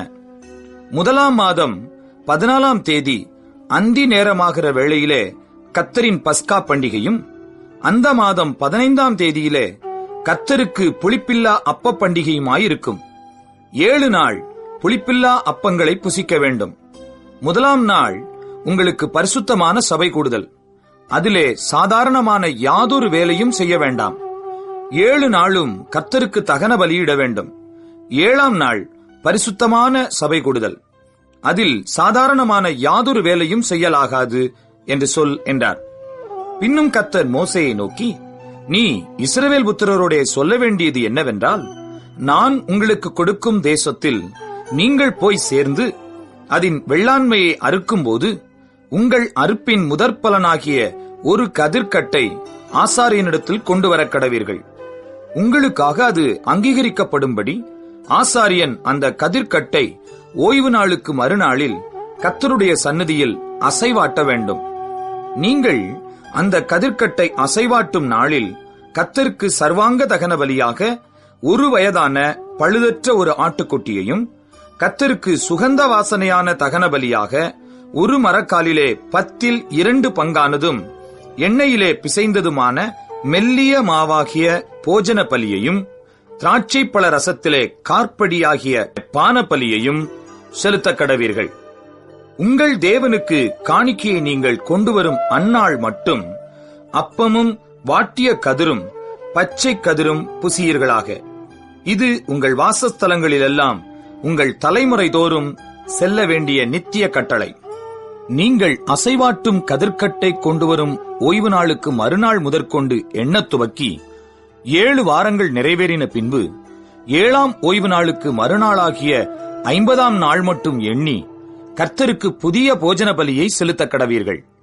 நீங்கள் ஒரு மரக்காலிலே 10 பங்காகிய மெல்லிய மாவிலே புளிப்பாக பாகம் பண்ணப்பட்ட அசைவாட்டும் காணிக்கையாயிருக்கிற 2 அப்பங்களை உங்கள் வாசஸ்தலங்களிலிருந்து கர்த்தருக்கென்று முதற் பலனாக கொண்டு வந்து அப்பத்தோடே கூட கர்த்தருக்கு சர்வாங்க தகன பலியாக 1 வயதான பழுதற்ற 7 ஆட்டுக்குட்டிகளையும் 1 காளையையும் 2 ஆட்டுக்கடாக்களையும் கர்த்தருக்கு சுகந்த வாசனையான தகன பலியாக அவைகளுக்கு அடுத்த போஜன பலியையும் பான பலிகளையும் செலுத்தி வெள்ளாடுகளில் 1 கடாவை பாவ நிவாரண பலியாகவும் 1 வயதான 2 ஆட்டுக்குட்டிகளை சமாதான பலியாகவும் இடக்கடவீர்கள். அவைகளை ஆசாரியன் முதற்பலனாகிய அப்பத்தோடும் 2 ஆட்டுக்குட்டிகளோடும் கூட கர்த்தருடைய சந்நிதியில் அசைவாட்டும் பலியாக அசைவாட்ட கடவன். கர்த்தருக்கு பரிசுத்தமாகிய அவைகள் ஆசாரியனுடையவைகளாகும். அந்த நாள் உங்களுக்கு சபை கூடும் பரிசுத்த நாள் என்று கூற வேண்டும். அதிலே சாதாரணமான யாதொரு வேலையும் செய்யலாகாது. இது உங்கள் வாசஸ்தலங்களில் எல்லாம் உங்கள் தலைமுறை தோறும் செல்ல வேண்டிய நித்திய கட்டளை. உங்கள் தேசத்தின் வெள்ளாண்மையை நீங்கள் அறுக்கையில் வயலின் ஓரத்தில் இருக்கிறதை முற்றிலும் அறுக்காமலும் சிந்திக் கிடக்கிற கதிர்களை பொறுக்காமலும் எளியவனுக்கும் பரதேசிக்கும் அவைகளை விட்டுவிட வேண்டும். நான் உங்கள் தேவனாகிய கர்த்தர் என்று சொல் என்றார். பின்னும் கர்த்தர் மோசேயை நோக்கி, நீ இஸ்ரவேல் புத்திரரோடே சொல்ல வேண்டியது என்னவென்றால், உங்களுக்கு 7ஆம் மாதம் 1ஆம் தேதி எக்கால சத்தத்தால் ஞாபக குறியாக கொண்டாடுகிற பண்டிகை என்கிற சபை கூடும் பரிசுத்த ஓய்வு நாளாயிருப்பதாக. அதிலே சாதாரணமான யாதொரு வேலையும் செய்யாமல் கர்த்தருக்கு தகன பலி செலுத்த வேண்டும் என்று சொல் என்றார். பின்னும் கர்த்தர் மோசேயை நோக்கி, அந்த 7ஆம் மாதம் 10ஆம் தேதி உங்களுக்கு பாவ நிவிர்த்தி செய்யும் நாளும் சபை கூடும் பரிசுத்த நாளுமாயிருப்பதாக. அப்பொழுது நீங்கள் உங்கள் ஆத்துமாக்களை தாழ்மைப்படுத்தி கர்த்தருக்கு தகன பலி செலுத்த கடவீர்கள். அந்த நாள் உங்கள் தேவனாகிய கர்த்தருடைய சந்நிதியில் உங்களுக்காக பாவ நிவிர்த்தி செய்யப்படும் பாவ நிவாரண நாளாயிருக்கிறபடியால் அதிலே யாதொரு வேலையும் செய்ய வேண்டாம். அந்நாளிலே தன்னை தாழ்மைப்படுத்தாத எந்த ஆத்துமாவும் தன் ஜனத்தில் இராதபடிக்கு அறுப்புண்டு போவான். அந்நாளிலே ஒரு ஆத்துமா யாதொரு வேலையை செய்தால் அந்த ஆத்துமாவை அவன் ஜனத்தின் நடுவிலே வைக்காமல் அழிப்பேன். அதில் நீங்கள் எந்த வேலையும் செய்யாதிருப்பது உங்கள் வாசஸ்தலங்களிலெல்லாம் உங்கள் தலைமுறை தோறும் செல்ல வேண்டிய நித்திய கட்டளை. அது உங்களுக்கு விசேஷித்த ஓய்வு நாள். அதில் உங்கள் ஆத்துமாக்களை தாழ்மைப்படுத்த வேண்டும். அந்த மாதத்தின் 9ஆம் தேதி சாயங்காலம் துவக்கி மறுநாள் சாயங்காலம் மட்டும் உங்கள் ஓய்வை ஆசரிக்க கடவீர்கள் என்றார். பின்னும் கர்த்தர் மோசேயை நோக்கி, நீ இஸ்ரவேல் புத்திரரோடே சொல்ல வேண்டியது என்னவென்றால், அந்த 7ஆம் மாதம் 15ஆம் தேதி முதல் 7 நாளளவும் கர்த்தருக்கு ஆசரிக்கும் கூடார பண்டிகையாயிருப்பதாக. 1ஆம் நாள் சபை கூடும் பரிசுத்த நாள். அதிலே சாதாரணமான யாதொரு வேலையும் செய்யலாகாது. 7 நாளும் கர்த்தருக்கு தகன பலி செலுத்த கடவீர்கள். 8ஆம் நாள் உங்களுக்கு சபை கூடும் பரிசுத்த நாள். அதிலே கர்த்தருக்கு தகன பலி செலுத்த கடவீர்கள். அது ஆசரிக்கப்படும் நாள். அதிலே சாதாரணமான யாதொரு வேலையும் செய்ய வேண்டாம். நீங்கள் கர்த்தருடைய ஓய்வு நாட்களில் செலுத்துவதும் தவிர, நீங்கள் கர்த்தருக்கு படைக்கிற உங்கள் எல்லா காணிக்கைகளும் பொருத்தனைகளும் உற்சாக பலிகளும் தவிர, நீங்கள் அந்தந்த நாளுக்கு தக்கதாய் கர்த்தருக்கு சர்வாங்க தகன பலி, போஜன பலி, இரத்த பலி, பானபலி முதலானவைகளை செலுத்தும்படி சபை கூடி வந்து பரிசுத்தமாய் ஆசரிப்பதற்காக நீங்கள் கூற வேண்டிய கர்த்தருடைய பண்டிகைகள் இவைகளே. நிலத்தின் பலனை நீங்கள் சேர்த்து வைக்கும் 7ஆம் மாதம் 15ஆம் தேதி முதல் கர்த்தருக்கு பண்டிகையை 7 நாள் ஆசரிக்க கடவீர்கள். 1ஆம் நாளிலும் ஓய்வு, 8ஆம் நாளிலும் ஓய்வு. முதல் நாளிலே அலங்காரமான விருட்சங்களின் கனிகளையும் பேரீச்சின் ஓலைகளையும் தழைத்திருக்கிற விருட்சங்களின் கிளைகளையும் ஆற்றலரிகளையும் கொண்டு வந்து உங்கள் தேவனாகிய கர்த்தருடைய சந்நிதியில் 7 நாளும் மகிழ்ச்சியாயிருங்கள். வருஷந்தோறும் 7 நாள் கர்த்தருக்கு இந்த பண்டிகையை ஆசரிக்க கடவீர்கள். இது உங்கள் தலைமுறைதோறும் செல்ல வேண்டிய நித்திய கட்டளை. 7ஆம் மாதத்தில் அதை ஆசரிக்க வேண்டும். நான் இஸ்ரவேல் புத்திரரை எகிப்து தேசத்திலிருந்து புறப்பட பண்ணின போது அவர்களை கூடாரங்களில் குடியிருக்க பண்ணினதை உங்கள் சந்ததியார் அறியும்படிக்கு 7 நாள் கூடாரங்களில் குடியிருக்க கடவீர்கள். இஸ்ரவேலில் பிறந்தவர்கள் எல்லாரும் கூடாரங்களில் வாசம் பண்ண வேண்டும். நான் உங்கள் தேவனாகிய கர்த்தர் என்று சொல் என்றார். அப்படியே மோசே கர்த்தருடைய பண்டிகைகளை இஸ்ரவேல் புத்திரருக்கு தெரிவித்தான். லேவியராகமம் 24ஆம் அதிகாரம். பின்னும் கர்த்தர் மோசேயை நோக்கி, குத்துவிளக்கு எப்பொழுதும் எரிந்து கொண்டிருக்கும்படி அதற்காக இடித்து பிழிந்த தெளிவான ஒலிவ எண்ணெயை இஸ்ரவேல் புத்திரர் உன்னிடத்தில் கொண்டு வரும்படி அவர்களுக்கு கட்டளையிடு. ஆசரிப்பு கூடாரத்தில் சாட்சி சந்நிதியின் திரைக்கு வெளிப்புறமாக ஆரோன் அதை எப்பொழுதும் சாயங்காலம் தொடங்கி விடியற்காலம் மட்டும் கர்த்தருடைய சந்நிதியில் எரியும்படி ஏற்ற கடவன். இது உங்கள் தலைமுறைதோறும் செல்ல வேண்டிய நித்திய கட்டளை. அவன் எப்பொழுதும் கர்த்தருடைய சந்நிதியில் பரிசுத்தமான குத்துவிளக்கின் மேல் இருக்கிற விளக்குகளை எரிய வைக்க கடவன். அன்றியும் நீ மெல்லிய மாவை எடுத்து அதை 12 அப்பங்களாக சுடுவாயாக. ஒவ்வொரு அப்பம் மரக்காலிலே 10 பங்கு மாவினால் செய்யப்பட வேண்டும். அவைகளை நீ கர்த்தருடைய சந்நிதியில் பரிசுத்தமான மேஜையின் மேல் 2 அடுக்காக ஒவ்வொரு அடுக்கில் அவ்வாறு அப்பம் இருக்கும்படியாக வைத்து ஒவ்வொரு அடுக்கினிடத்தில் சுத்தமான தூபவர்க்கம் போடக்கடவாய். அது அப்பத்தோடு இருந்து ஞாபக குறியாக கர்த்தருக்கேற்ற தகன பலியாயிருக்கும். அப்பத்தை நித்திய உடன்படிக்கையாக இஸ்ரவேல் புத்திரர் கையிலே வாங்கி ஓய்வு நாள் தோறும் கர்த்தருடைய சந்நிதியில் அடுக்கி வைக்க கடவன். அது ஆரோனையும் அவன் குமாரரையும் சேரும். அதை பரிசுத்த இடத்திலே புசிக்க கடவர்கள். நித்திய கட்டளையாக கர்த்தருக்கு இடப்படும் தகன பலிகளில் அது அவனுக்கு மகா பரிசுத்தமாயிருக்கும் என்றார். அக்காலத்திலே இஸ்ரவேல் ஜாதியான ஸ்திரீக்கும் எகிப்திய புருஷனுக்கும் பிறந்த புத்திரனாகிய ஒருவன் இஸ்ரவேல் புத்திரரோடே கூட புறப்பட்டு வந்திருந்தான். இவனும் இஸ்ரவேலனாகிய ஒரு மனிதனும் பாளையத்திலே சண்டை பண்ணினார்கள். அப்பொழுது இஸ்ரவேல் ஜாதியான அந்த ஸ்திரீயின் மகன் கர்த்தரின் நாமத்தை நிந்தித்து தூஷித்தான். அவனை மோசேயினிடத்தில் கொண்டு வந்தார்கள். அவன் தாயின் பேர் செலோமித். அவள் தான் கோத்திரத்தானாகிய திப்ரியின் குமாரத்தி. கர்த்தரின் வாக்கினாலே தங்களுக்கு உத்தரவு வருமட்டும் அவனை காவல்படுத்தினார்கள். அப்பொழுது கர்த்தர் மோசேயை நோக்கி, தூஷித்தவனை பாளையத்துக்கு புறம்பே கொண்டு போ. கேட்டவர்கள் எல்லாரும் தங்கள் கைகளை அவன் தலையின் மேல் வைப்பார்களாக. பின்பு சபையார் எல்லாரும் அவனை கல்லெறிய கடவர்கள். மேலும் நீ இஸ்ரவேல் புத்திரரை நோக்கி, எவனாகிலும் தன் தேவனை தூஷித்தால் அவன் தன் பாவத்தை சுமப்பான். கர்த்தருடைய நாமத்தை நிந்திக்கிறவன் கொலை செய்யப்பட வேண்டும். சபையார் எல்லாரும் அவனை கல்லெறிய வேண்டும். பரதேசியானாலும் சுதேசியானாலும் கர்த்தரின் நாமத்தை தூஷிக்கிறவன் கொலை செய்யப்பட வேண்டும். ஒரு மனிதனை கொல்லுகிறவன் எவனோ அவன் கொலை செய்யப்பட வேண்டும். மிருகத்தை கொன்றவன் மிருகத்துக்கு மிருகம் கொடுக்க கடவன். ஒருவன் பிறனை ஊனப்படுத்தினால் அவன் செய்தபடியே அவனுக்கும் செய்யப்பட கடவது. நொறுக்குதலுக்கு நொறுக்குதல், கண்ணுக்கு கண், பல்லுக்கு பல். அவன் ஒரு மனிதனை ஊனப்படுத்தினது போல அவனும் ஊனப்படுத்தப்பட வேண்டும். மிருகத்தை கொன்றவன் பதில் கொடுக்க வேண்டும். மனிதனை கொன்றவனோ கொலை செய்யப்பட கடவன். உங்களில் பரதேசிக்கும் சுதேசிக்கும் ஒரே நியாயம் இருக்க வேண்டும்.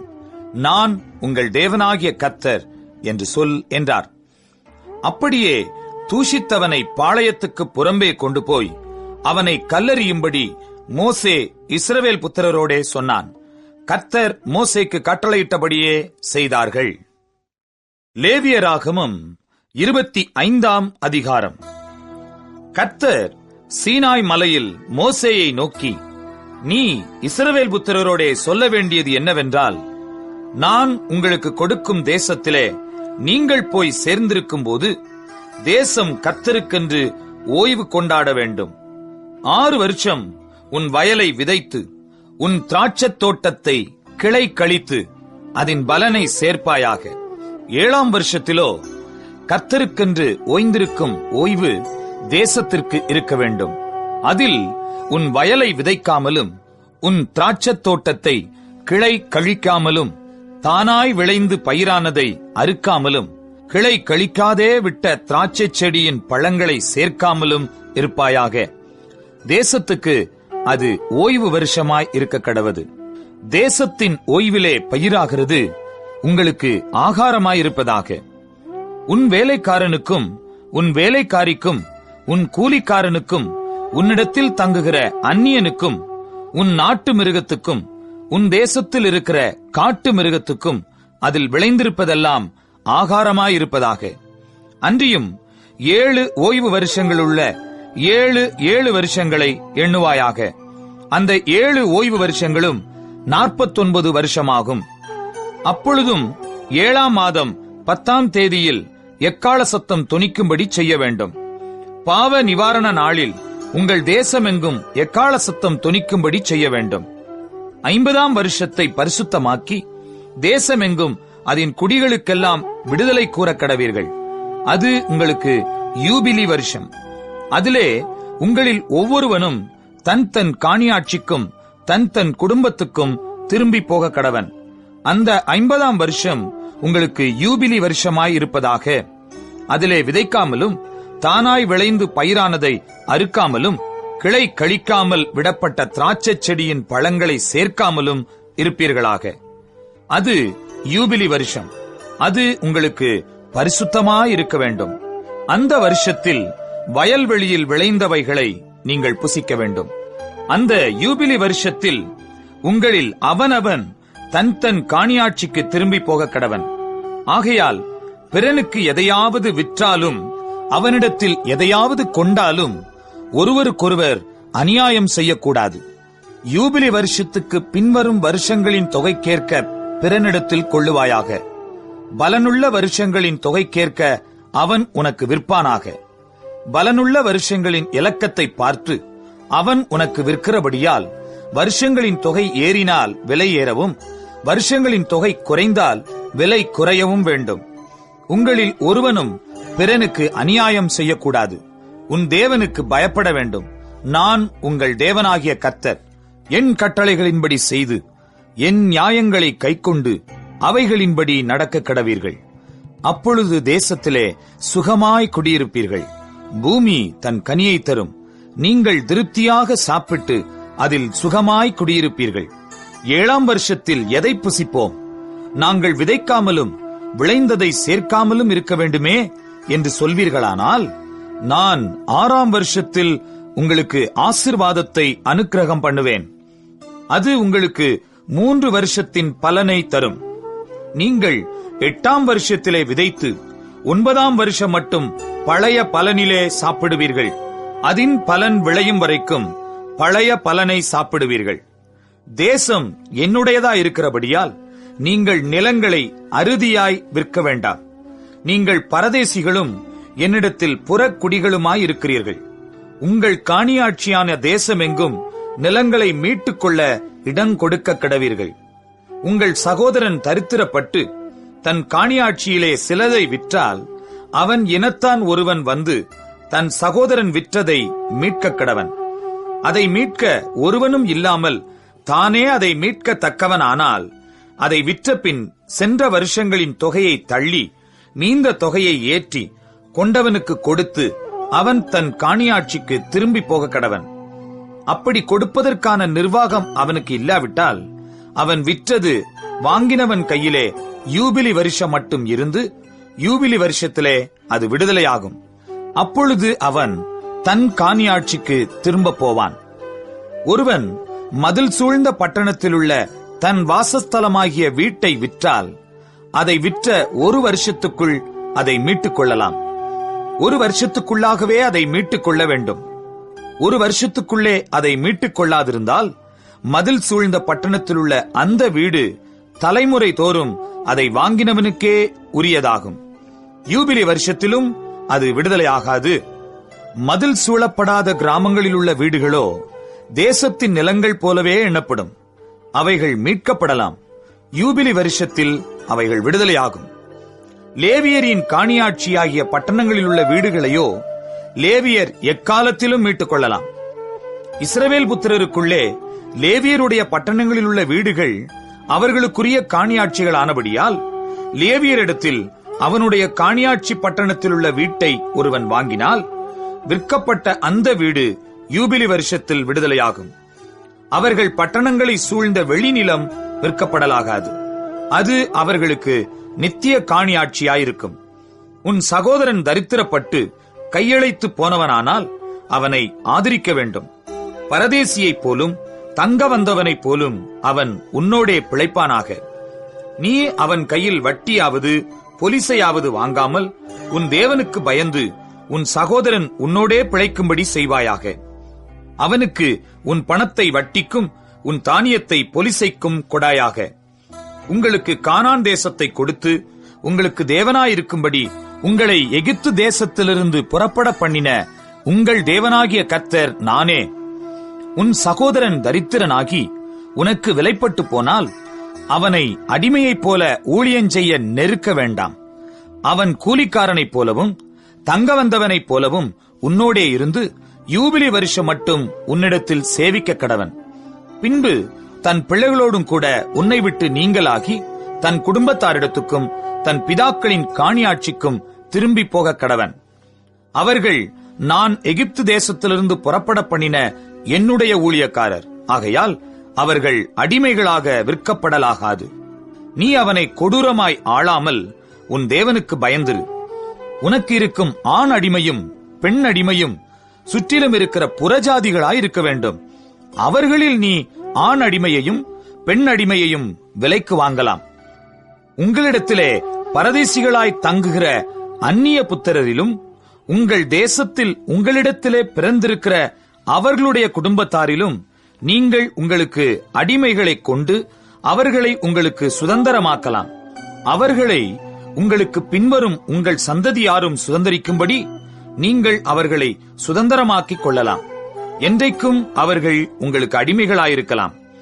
உங்கள் சகோதரராகிய இஸ்ரவேல் புத்திரரோ ஒருவரை ஒருவர் கொடூரமாக ஆளக்கூடாது. உன்னிடத்தில் இருக்கிற பரதேசியும் அந்நியனும் செல்வனாயிருக்க அவனிடத்தில் இருக்கிற உன் சகோதரன் தரித்திரப்பட்டு அந்த பரதேசிக்காவது அந்நியனுக்காவது பரதேசியின் குடும்பத்தாரில் எவனுக்காவது அவன் விலைப்பட்டு போனால் அவன் விலைப்பட்டு போன பின் திரும்ப மீட்கப்படலாம். அவன் சகோதரரில் ஒருவன் அவனை மீட்கலாம். அவனுடைய பிதாவின் சகோதரனாவது அந்த சகோதரனுடைய புத்திரனாவது அவன் குடும்பத்திலுள்ள அவனைச் சேர்ந்த இனத்தாரில் எவனாவது அவனை மீட்கலாம்.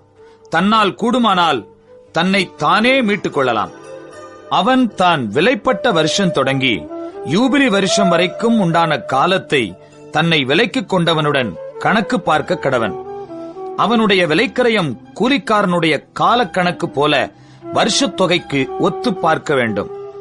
இன்னும் அநேக வருஷங்கள் இருந்தால் அவன் தன் விலைக்கரையத்திலே அவைகளுக்கு தக்கதை தன்னை மீட்கும் பொருளாக திரும்ப கொடுக்க கடவன். யூபிலி வருஷம் மட்டும் மீதியாயிருக்கிற வருஷங்கள் கொஞ்சமே ஆனால் அவனோட கணக்கு பார்த்து தன் வருஷங்களுக்கு தக்கதை தன்னை மீட்கும் பொருளாக திரும்ப கொடுக்க வேண்டும். இவன் வருஷத்திற்கு வருஷம் கூலி பொருந்திக் கொண்ட கூலிக்காரனைப் போல அவனிடத்தில் இருக்க வேண்டும். அவன் இவனை உனக்கு முன்பாக கொடூரமாய் ஆளக்கூடாது. இப்படி இவன் மீட்டுக் கொள்ளப்படாதிருந்தால் இவனும் இவனோடே கூட இவன் பிள்ளைகளும் யூபிலி வருஷத்தில் விடுதலையாவார்கள். இஸ்ரவேல் புத்திரர் என் ஊழியக்காரர். அவர்கள் நான் எகிப்து தேசத்திலிருந்து புறப்பட பண்ணின என் ஊழியக்காரரே. நான் உங்கள் தேவனாகிய கர்த்தர். லேவியராகமம் 26 அதிகாரம். நீங்கள் உங்களுக்கு விக்கிரகங்களையும் சுரூபங்களையும் உண்டாக்காமலும் உங்களுக்கு சிலையை நிறுத்தாமலும் சித்திரன் தீர்ந்த கல்லை நமஸ்கரிக்கும் பொருட்டு உங்கள் தேசத்தில் வைக்காமலும் இருப்பீர்களாக. நான் உங்கள் தேவனாகிய கர்த்தர். என் ஓய்வு நாட்களை ஆசரித்து என் பரிசுத்த ஸ்தலத்தை குறித்து பயபக்தியாயிருப்பீர்களாக. நான் கர்த்தர். நீங்கள் என் கட்டளைகளின்படி நடந்து என் கற்பனைகளை கைக்கொண்டு அவைகளின்படி செய்தால் நான் ஏற்ற காலத்தில் உங்களுக்கு மழை பெய்ய பண்ணுவேன். பூமி தன் பலனையும் வெளியிலுள்ள மரங்கள் தங்கள் கனியையும் கொடுக்கும். திராட்சப்பழம் பறிக்கும் காலம் வரைக்கும் போரடிப்பு காலம் இருக்கும். விதைப்பு காலம் வரைக்கும் திராட்சப்பழம் பறிக்கும் காலம் இருக்கும். நீங்கள் உங்கள் அப்பத்தை திருப்தியாக சாப்பிட்டு உங்கள் தேசத்தில் சுகமாய் குடியிருப்பீர்கள். தேசத்தில் சமாதானம் கட்டளையிடுவேன். தத்தளிக்க பண்ணுவார் இல்லாமல் படுத்துக் கொள்வீர்கள். துஷ்ட மிருகங்களை தேசத்தில் இராதபடிக்கு ஒழிய பண்ணுவேன். பட்டயம் உங்கள் தேசத்தில் உலாவுவதில்லை. உங்கள் சத்துருக்களை துரத்துவீர்கள். அவர்கள் உங்கள் முன்பாக பட்டயத்தால் விழுவார்கள். உங்களில் 5 பேர் 100 பேரை துரத்துவார்கள். உங்களில் 100 பேர் 10,000 பேரை துரத்துவார்கள். உங்கள் சத்துருக்கள் உங்களுக்கு முன்பாக பட்டயத்தால் விழுவார்கள். நான் உங்கள் மேல் கண்ணோக்கமாயிருந்து உங்களை பலுகவும் பெருகவும் பண்ணி உங்களோட என் உடன்படிக்கையை திடப்படுத்துவேன். போன வருஷத்து பழைய தானியத்தை சாப்பிட்டு புதிய தானியத்துக்கு இடம் உண்டாகும்படி பழையதை விலக்குவீர்கள். உங்கள் நடுவில் என் வாசஸ்தலத்தை ஸ்தாபிப்பேன். என் ஆத்துமா உங்களை அரோசிப்பதில்லை. நான் உங்கள் நடுவிலே உலாவி உங்கள் தேவனாயிருப்பேன். நீங்கள் என் ஜனமாயிருப்பீர்கள். நீங்கள் எகிப்தியருக்கு அடிமைகளாயிராதபடிக்கு நான் அவர்கள் தேசத்திலிருந்து உங்களை புறப்பட பண்ணி உங்கள் நுகத்தடிகளை முறித்து உங்களை நிமிர்ந்து நடக்க பண்ணின உங்கள் தேவனாகிய கர்த்தர். நீங்கள் எனக்கு செவிகொடாமலும் இந்த கற்பனைகள் எல்லாவற்றின்படி செய்யாமலும் என் கட்டளைகளை வெறுத்து உங்கள் ஆத்துமா என் நியாயங்களை அரோசித்து என் கற்பனைகள் எல்லாவற்றின்படியும் செய்யாதபடிக்கு என் உடன்படிக்கையை நீங்கள் மீறி போடுவீர்களாகில் நான் உங்களுக்கு செய்வது என்னவென்றால், கண்களை பூத்து போக பண்ணுகிறதற்கும் இருதயத்தை துயரப்படுத்துகிறதற்கும் திகிலையும் ஈழையையும் காய்ச்சலையும் உங்களுக்கு வரப்பண்ணுவேன். நீங்கள் விதைக்கும் விதை விருதாவாயிருக்கும். உங்கள் சத்துருக்கள் அதன் பலனை தின்பார்கள். நான் உங்களுக்கு விரோதமாக என் முகத்தை திருப்புவேன். உங்கள் சத்துருக்களுக்கு முன்பாக முறிய அடிக்கப்படுவீர்கள். உங்கள் பகைஞர் உங்களை ஆளுவார்கள். துரத்துவார் இல்லாதிருந்தும் ஓடுவீர்கள். இவ்விதமாய் நான் உங்களுக்கு செய்தும் இன்னும் நீங்கள் எனக்கு செவிகொடாதிருந்தால் உங்கள் பாவங்களின் நிமித்தம் பின்னும் ஏளத்தனையாக உங்களை தண்டித்து உங்கள் வல்லமையின் பெருமையை முறித்து உங்கள் வானத்தை இரும்பை போலவும் உங்கள் பூமியை வெண்கலத்தைப் போலவும் ஆக்குவேன். உங்கள் பலன் விருதாவிலே செலவழியும். உங்கள் தேசம் தன் பலனையும் தேசத்தின் மரங்கள் தங்கள் கனிகளையும் கொடுக்க மாட்டாது. நீங்கள் எனக்கு செவி கொடுக்க மனதில்லாமல் எனக்கு எதிர்த்து நடப்பீர்களானால் நான் உங்கள் பாவங்களுக்கு தக்கதாக இன்னும் ஏளத்தனை வாதையை உங்கள் மேல் வரப்பண்ணி உங்களுக்குள்ளே வெளியின் துஷ்ட மிருகங்களை வரவிடுவேன். அவைகள் உங்களை பிள்ளைகளற்றவர்களாக்கி உங்கள் மிருக ஜீவன்களை அழித்து உங்களை குறைந்து போக பண்ணும். உங்கள் வழிகள் பாழாய் கிடக்கும். நான் செய்யும் தண்டனையினால் நீங்கள் குணப்படாமல் எனக்கு எதிர்த்து நடந்தால் நான் உங்களுக்கு எதிர்த்து நடந்து உங்கள் பாவங்களின் நிமித்தம் ஏளத்தனையாக வாதித்து என் உடன்படிக்கையை மீறினதற்கு பழிவாங்கும் பட்டயத்தை உங்கள் மேல் வரப்பண்ணி நீங்கள் உங்கள் பட்டணங்களில் சேர்ந்த பின் கொள்ளை நோயை உங்கள் நடுவிலே அனுப்புவேன். சத்துருவின் கையில் ஒப்புக் கொடுக்கப்படுவீர்கள். உங்கள் அப்பம் என்னும் ஆதரவு கோலை நான் முறித்து போடும்போது 10 ஸ்திரீகள் ஒரே அடுப்பில் உங்கள் அப்பத்தை சுட்டு அதை திரும்ப உங்களுக்கு நிறுத்து கொடுப்பார்கள். நீங்கள் சாப்பிட்டும் திருப்தி அடைய மாட்டீர்கள். இன்னும் இவைகள் எல்லாவற்றாலும் நீங்கள் எனக்கு செவிகொடாமல் எனக்கு எதிர்த்து நடந்தால் நானும் உக்கிரத்தோடே உங்களுக்கு எதிர்த்து நடந்து நானே உங்கள் பாவங்களின் நிமித்தம் உங்களை ஏளத்தனையாய் தண்டிப்பேன். உங்கள் குமாரரின் மாம்சத்தையும் உங்கள் குமாரத்திகளின் மாம்சத்தையும் புசிப்பீர்கள். நான் உங்கள் மேடைகளை அழித்து உங்கள் விக்கிரக சிலைகளை நிர்த்துளியாக்கி உங்கள் உடல்களை உங்கள் நரகலான தேவர்களுடைய உடல்கள் மேல் எறிவேன். என் ஆத்துமா உங்களை அரோசிக்கும். நான் உங்கள் பட்டணங்களை வெறுமையும் உங்கள் பரிசுத்த ஸ்தலங்களை பாழுமாக்கி உங்கள் சுகந்த வாசனையை முகராதிருப்பேன். நான் தேசத்தை பாழாக்குவேன். அதிலே குடியிருக்கிற உங்கள் சத்துருக்கள் பிரமிப்பார்கள். ஜாதிகளுக்குள்ளே உங்களை சிதற அடித்து உங்கள் பின்னாக பட்டயத்தை உருவுவேன். உங்கள் தேசம் பாழும், உங்கள் பட்டணங்கள் வனாந்தரமுமாகும். நீங்கள் உங்கள் சத்துருக்களின் தேசத்தில் இருக்கும்போது தேசமானது பாழாய் கிடக்கிற நாளெல்லாம் தன் ஓய்வு நாட்களை ரம்மியமாய் அனுபவிக்கும். அப்பொழுது தேசம் ஓய்வடைந்து தன் ஓய்வு நாட்களை ரம்மியமாய் அனுபவிக்கும். நீங்கள் அதிலே குடியிருக்கும் போது அது உங்கள் ஓய்வு வருஷங்களில் ஓய்வடையாதபடியினாலே அது பாழாய் கிடக்கும் நாளெல்லாம் ஓய்வடைந்திருக்கும். உங்களில் உயிரோடு மீதியாயிருப்பவர்களின் இருதயங்கள் தங்கள் சத்துருக்களின் தேசங்களில் மனத்தளர்ச்சி அடையும்படி செய்வேன். அசைகிற இலையின் சத்தமும் அவர்களை ஓட்டும். அவர்கள் பட்டயத்திற்கு தப்பி ஓடுகிறது போல ஓடி துரத்துவார் இல்லாமல் விழுவார்கள். துரத்துவார் இல்லாமல் பட்டயத்துக்கு முன் விழுவது போல ஒருவர் மேல் ஒருவர் இடறி விழுவார்கள். உங்கள் சத்துருக்களுக்கு முன் நிற்க உங்களுக்கு பலன் இராது. புறஜாதிகளுக்குள்ளே அழிந்து போவீர்கள். உங்கள் சத்துருக்களின் தேசம் உங்களை பட்சிக்கும். உங்களில் தப்பினவர்கள் தங்கள் அக்கிரமங்களின் நிமித்தமும் தங்கள் பிதாக்களின் அக்கிரமங்களின் நிமித்தமும் உங்கள் சத்துருக்களின் தேசங்களில் வாடிப் போவார்கள். அவர்கள் எனக்கு விரோதமாக துரோகம் பண்ணி நடப்பித்த தங்கள் அக்கிரமத்தையும் தங்கள் பிதாக்களின் அக்கிரமத்தையும் அறிக்கையிடுகிறதுமன்றி அவர்கள் எனக்கு எதிர்த்து நடந்தபடியினால் நானும் அவர்களுக்கு எதிர்த்து நடந்து அவர்களுடைய சத்துருக்களின் தேசத்திலே அவர்களை கொண்டு போய் விட்டதையும் அறிக்கையிட்டு விருத்த சேதனமில்லாத தங்கள் இருதயத்தை தாழ்த்தி தங்கள் அக்கிரமத்துக்கு கிடைத்த தண்டனையை நியாயம் என்று ஒத்துக்கொண்டால் நான் யாக்கோபோடே பண்ணின என் உடன்படிக்கையும் ஈசாக்கோடே பண்ணின என் உடன்படிக்கையும் ஆபிரகாமோடே பண்ணின என் உடன்படிக்கையும் நினைப்பேன். தேசத்தையும் நினைப்பேன். தேசம் அவர்களாலே விடப்பட்டு பாழாய் கிடக்கிறதுனாலே தன் ஓய்வு நாட்களை ரம்யமாய் அனுபவிக்கும். அவர்கள் என் நியாயங்களை அவமதித்து அவர்களுடைய ஆத்துமா என் கட்டளைகளை வெறுத்தபடியினால் அடைந்த தங்களுடைய அக்கிரமத்தின் தண்டனையை நியாயம் என்று ஒத்துக்கொள்வார்கள். அவர்கள் தங்கள் சத்துருக்களின் தேசத்தில் இருந்தாலும் நான் அவர்களை நிர்மூலமாக்கத்தக்கதாகவும் நான் அவர்களோடே பண்ணின என் உடன்படிக்கையை அபத்தமாக்கத்தக்கதாகவும் நான் அவர்களை கைவிடவும் வெறுக்கவும் மாட்டேன். நான் அவர்கள் தேவனாகிய கர்த்தர். அவர்களுடைய தேவனாயிருக்கும்படிக்கு நான் புறஜாதிகளின் கண்களுக்கு முன்பாக எகிப்து தேசத்திலிருந்து அவர்களை புறப்படச் செய்து அவர்களுடைய முன்னோர்களோட நான் பண்ணின உடன்படிக்கையை அவர்கள் நிமித்தம் நினைவு கூறுவேன். நான் கர்த்தர் என்று சொல் என்றார். கர்த்தர் தமக்கும் இஸ்ரவேல் சந்ததியாருக்கும் நடுவே இருக்கும்படி மோசேயை கொண்டு சீனாய் மலையின் மேல் கொடுத்த கட்டளைகளும் நியாயங்களும் இவைகளே. லேவியராகமம் 27ஆம் அதிகாரம். பின்னும் கர்த்தர் மோசேயை நோக்கி, நீ இஸ்ரவேல் புத்திரரோடே சொல்ல வேண்டியது என்னவென்றால், யாதாம் ஒருவர் ஒரு விசேஷித்த பொருத்தனை பண்ணியிருந்தால் பொருத்தனை பண்ணப்பட்டவர்கள் உன் மதிப்பின்படி கர்த்தருக்கு உரியவர்கள்.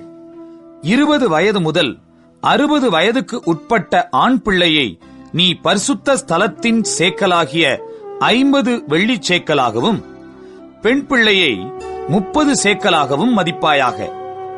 5 வயது முதல் 20 வயதுக்கு உட்பட்ட ஆண் பிள்ளையை 20 சேக்கலாகவும் பெண் பிள்ளையை 10 சேக்கலாகவும், 1 மாதம் முதல் 5 வயதுக்கு உட்பட்ட ஆண் பிள்ளையை 5 வெள்ளிச் சேக்கலாகவும் பெண் பிள்ளையை 3 வெள்ளிச் சேக்கலாகவும், 60 வயது தொடங்கி அதற்கு மேற்பட்ட வயதுள்ள ஆண் பிள்ளையை 15 சேக்கலாகவும் பெண் பிள்ளையை 10 சேக்கலாகவும் மதிக்க கடவாய். உன் மதிப்பின்படி செலுத்தக்கூடாத தரித்திரனாயிருந்தால் அவன் ஆசாரியனுக்கு முன்பாக வந்து நிற்க கடவன். ஆசாரியன் அவனை மதிப்பானாக. பொருத்தனை பண்ணினவனுடைய திராணிக்கேற்றபடி ஆசாரியன் அவனை மதிக்க கடவன். ஒருவன் பொருத்தனை பண்ணினது கர்த்தருக்கு பலியிடப்படத்தக்க மிருக ஜீவனானால் அவன் கர்த்தருக்கு கொடுக்கிற அப்படிப்பட்டதெல்லாம் பரிசுத்தமாயிருப்பதாக. அதை மாற்றாமலும் வேறுபடுத்தாமலும் இருப்பானாக.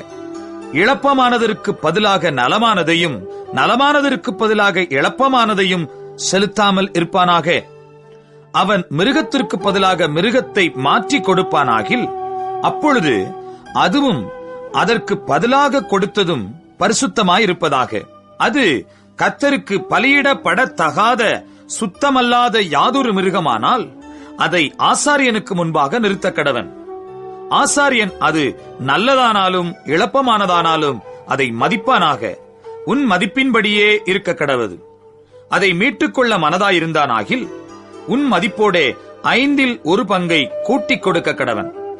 ஒருவன் தன் வீட்டை கர்த்தருக்கு பரிசுத்தம் என்று நேர்ந்து கொண்டால் ஆசாரியன் அதன் நலத்துக்கும் இழப்பத்துக்கும் தக்கதாக அதை மதிக்க கடவன். ஆசாரியன் மதிக்கிறபடி அது இருக்க கடவது. தன் வீட்டை பரிசுத்தம் என்று நேர்ந்து கொண்டவன் அதை மீட்டுக்கொள்ள மனதாயிருந்தால் நீ மதிக்கும் திரவியத்தோடே 1/5 கூட்டிக் கொடுக்க கடவன். அப்பொழுது அது அவனுடையதாகும். ஒருவன் தன் காணியாட்சியான வயலில் யாதொரு பங்கை கர்த்தருக்கு பரிசுத்தம் என்று நேர்ந்து கொண்டால் உன் மதிப்பு அதன் விதைப்புக்கு தக்கதாயிருக்க வேண்டும். 1 கலம் வார்கோதுமை விதைக்கிற வயல் 50 வெள்ளிச் சேக்கலாக மதிக்கப்பட வேண்டும். யூபிலி வருஷம் முதல் அவன் தன் வயலை பரிசுத்தம் என்று நேர்ந்து கொண்டால் அது உன் மதிப்பின்படி இருக்க வேண்டும். யூபிலி வருஷத்துக்கு பின் தன் வயலை பரிசுத்தம் என்று நேர்ந்து கொண்டானால் யூபிலி வருஷம் மட்டுமுள்ள மற்ற வருஷங்களின்படியே ஆசாரியன் திரவியத்தை கணக்கு பார்த்து அதற்கு தக்கது உன் மதிப்பிலே தள்ளப்பட வேண்டும். வயலை பரிசுத்தம் என்று நேர்ந்து கொண்டவன் அதை மீட்டுக்கொள்ள மனதாயிருந்தால் உன் மதிப்பான திரவியத்தோடே 1/5 கூட்டிக் கொடுக்க கடவன். அப்பொழுது அது அவனுக்கு உறுதியாகும். அவன் வயலை மீட்டுக் கொள்ளாமல் வயலை வேறொருவனுக்கு விற்று போட்டால் அது திரும்ப மீட்கப்படாமல் யூபிலி வருஷத்தில் மீட்கப்படும் போது சாபத்தீடான வயலாக கர்த்தருக்கென்று நியமிக்கப்பட்டதாயிருக்க கடவது. அது ஆசாரியனுக்கு காணியாட்சியாகும்.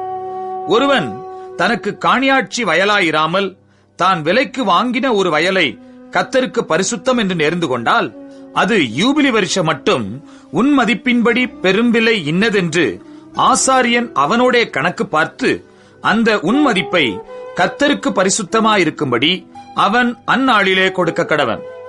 யார் கையிலே அந்த வயலை கொண்டானோ அந்த காணியாட்சிக்காரன் வசமாய் அது யூபிலி வருஷத்தில் திரும்பச் சேரும். உன் மதிப்பெல்லாம் பரிசுத்த ஸ்தலத்து சேக்கல் கணக்காயிருக்க கடவது. 1 சேக்கலானது 20 கேரா. தலையீற்றானவைகள் கர்த்தருடையது. ஆகையால் ஒருவரும் தலையீற்றாகிய மிருக ஜீவனை பரிசுத்தம் என்று நேர்ந்து கொள்ளலாகாது. அது மாடானாலும் ஆடானாலும் கர்த்தருடையது. சுத்தமல்லாத மிருகத்தினுடைய தலையீற்றானால் அதை அவன் உன் மதிப்பின்படி மீட்டுக்கொண்டு அதனுடனே 1/5 கூட்டிக் கொடுக்க கடவன். மீட்கப்படாமல் இருந்தால் உன் மதிப்பின்படி அது விற்கப்பட கடவது. ஒருவன் தன் வசத்திலுள்ள நரஜீவனிலாவது மிருக ஜீவனிலாவது காணியாட்சி நிலத்திலாவது எதையாகிலும் கர்த்தருக்கென்று சாபத்தீடாக நேர்ந்து கொண்டால் அது விற்கப்படவும் மீட்கப்படவும் கூடாது. நேர்ந்து கொள்ளப்பட்டவைகள் எல்லாம் கர்த்தருக்காக பரிசுத்தமாயிருக்கும். நரஜீவனில் சாபத்தீடாக நியமிக்கப்பட்டவைகள் எல்லாம் மீட்கப்படாமல் கொலை செய்யப்பட கடவது. தேசத்திலே நிலத்தின் வித்திலும் விருட்சங்களின் கனியிலும் தசமபாகம் எல்லாம் கர்த்தருக்கு உரியது. அது கர்த்தருக்கு பரிசுத்தமானது. ஒருவன் தன் தசமபாகத்திலே எவ்வளவாவது மீட்டுக்கொள்ள மனதாயிருந்தானால் அதனுடன் 1/5 கூட்டிக் கொடுக்க கடவன். கோலின் கீழ்ப்பட்ட ஆடு மாடுகளிலே 10% கர்த்தருக்கு பரிசுத்தமானது. அது நல்லதோ இழப்பமானதோ என்று அவன் பார்க்க வேண்டாம். அதை மாற்றவும் வேண்டாம். மாற்றினால் அதுவும் அதற்கு பதிலாக கொடுக்கப்பட்டதுமாகிய 2 பரிசுத்தமாகும். அது மீட்கப்படக்கூடாதென்று அவர்களோட சொல் என்றார். இஸ்ரவேல் புத்திரருக்கு சொல்லும்படி கர்த்தர் சீனாய் மலையில் மோசேக்கு விதித்த கட்டளைகள் இவைகளே.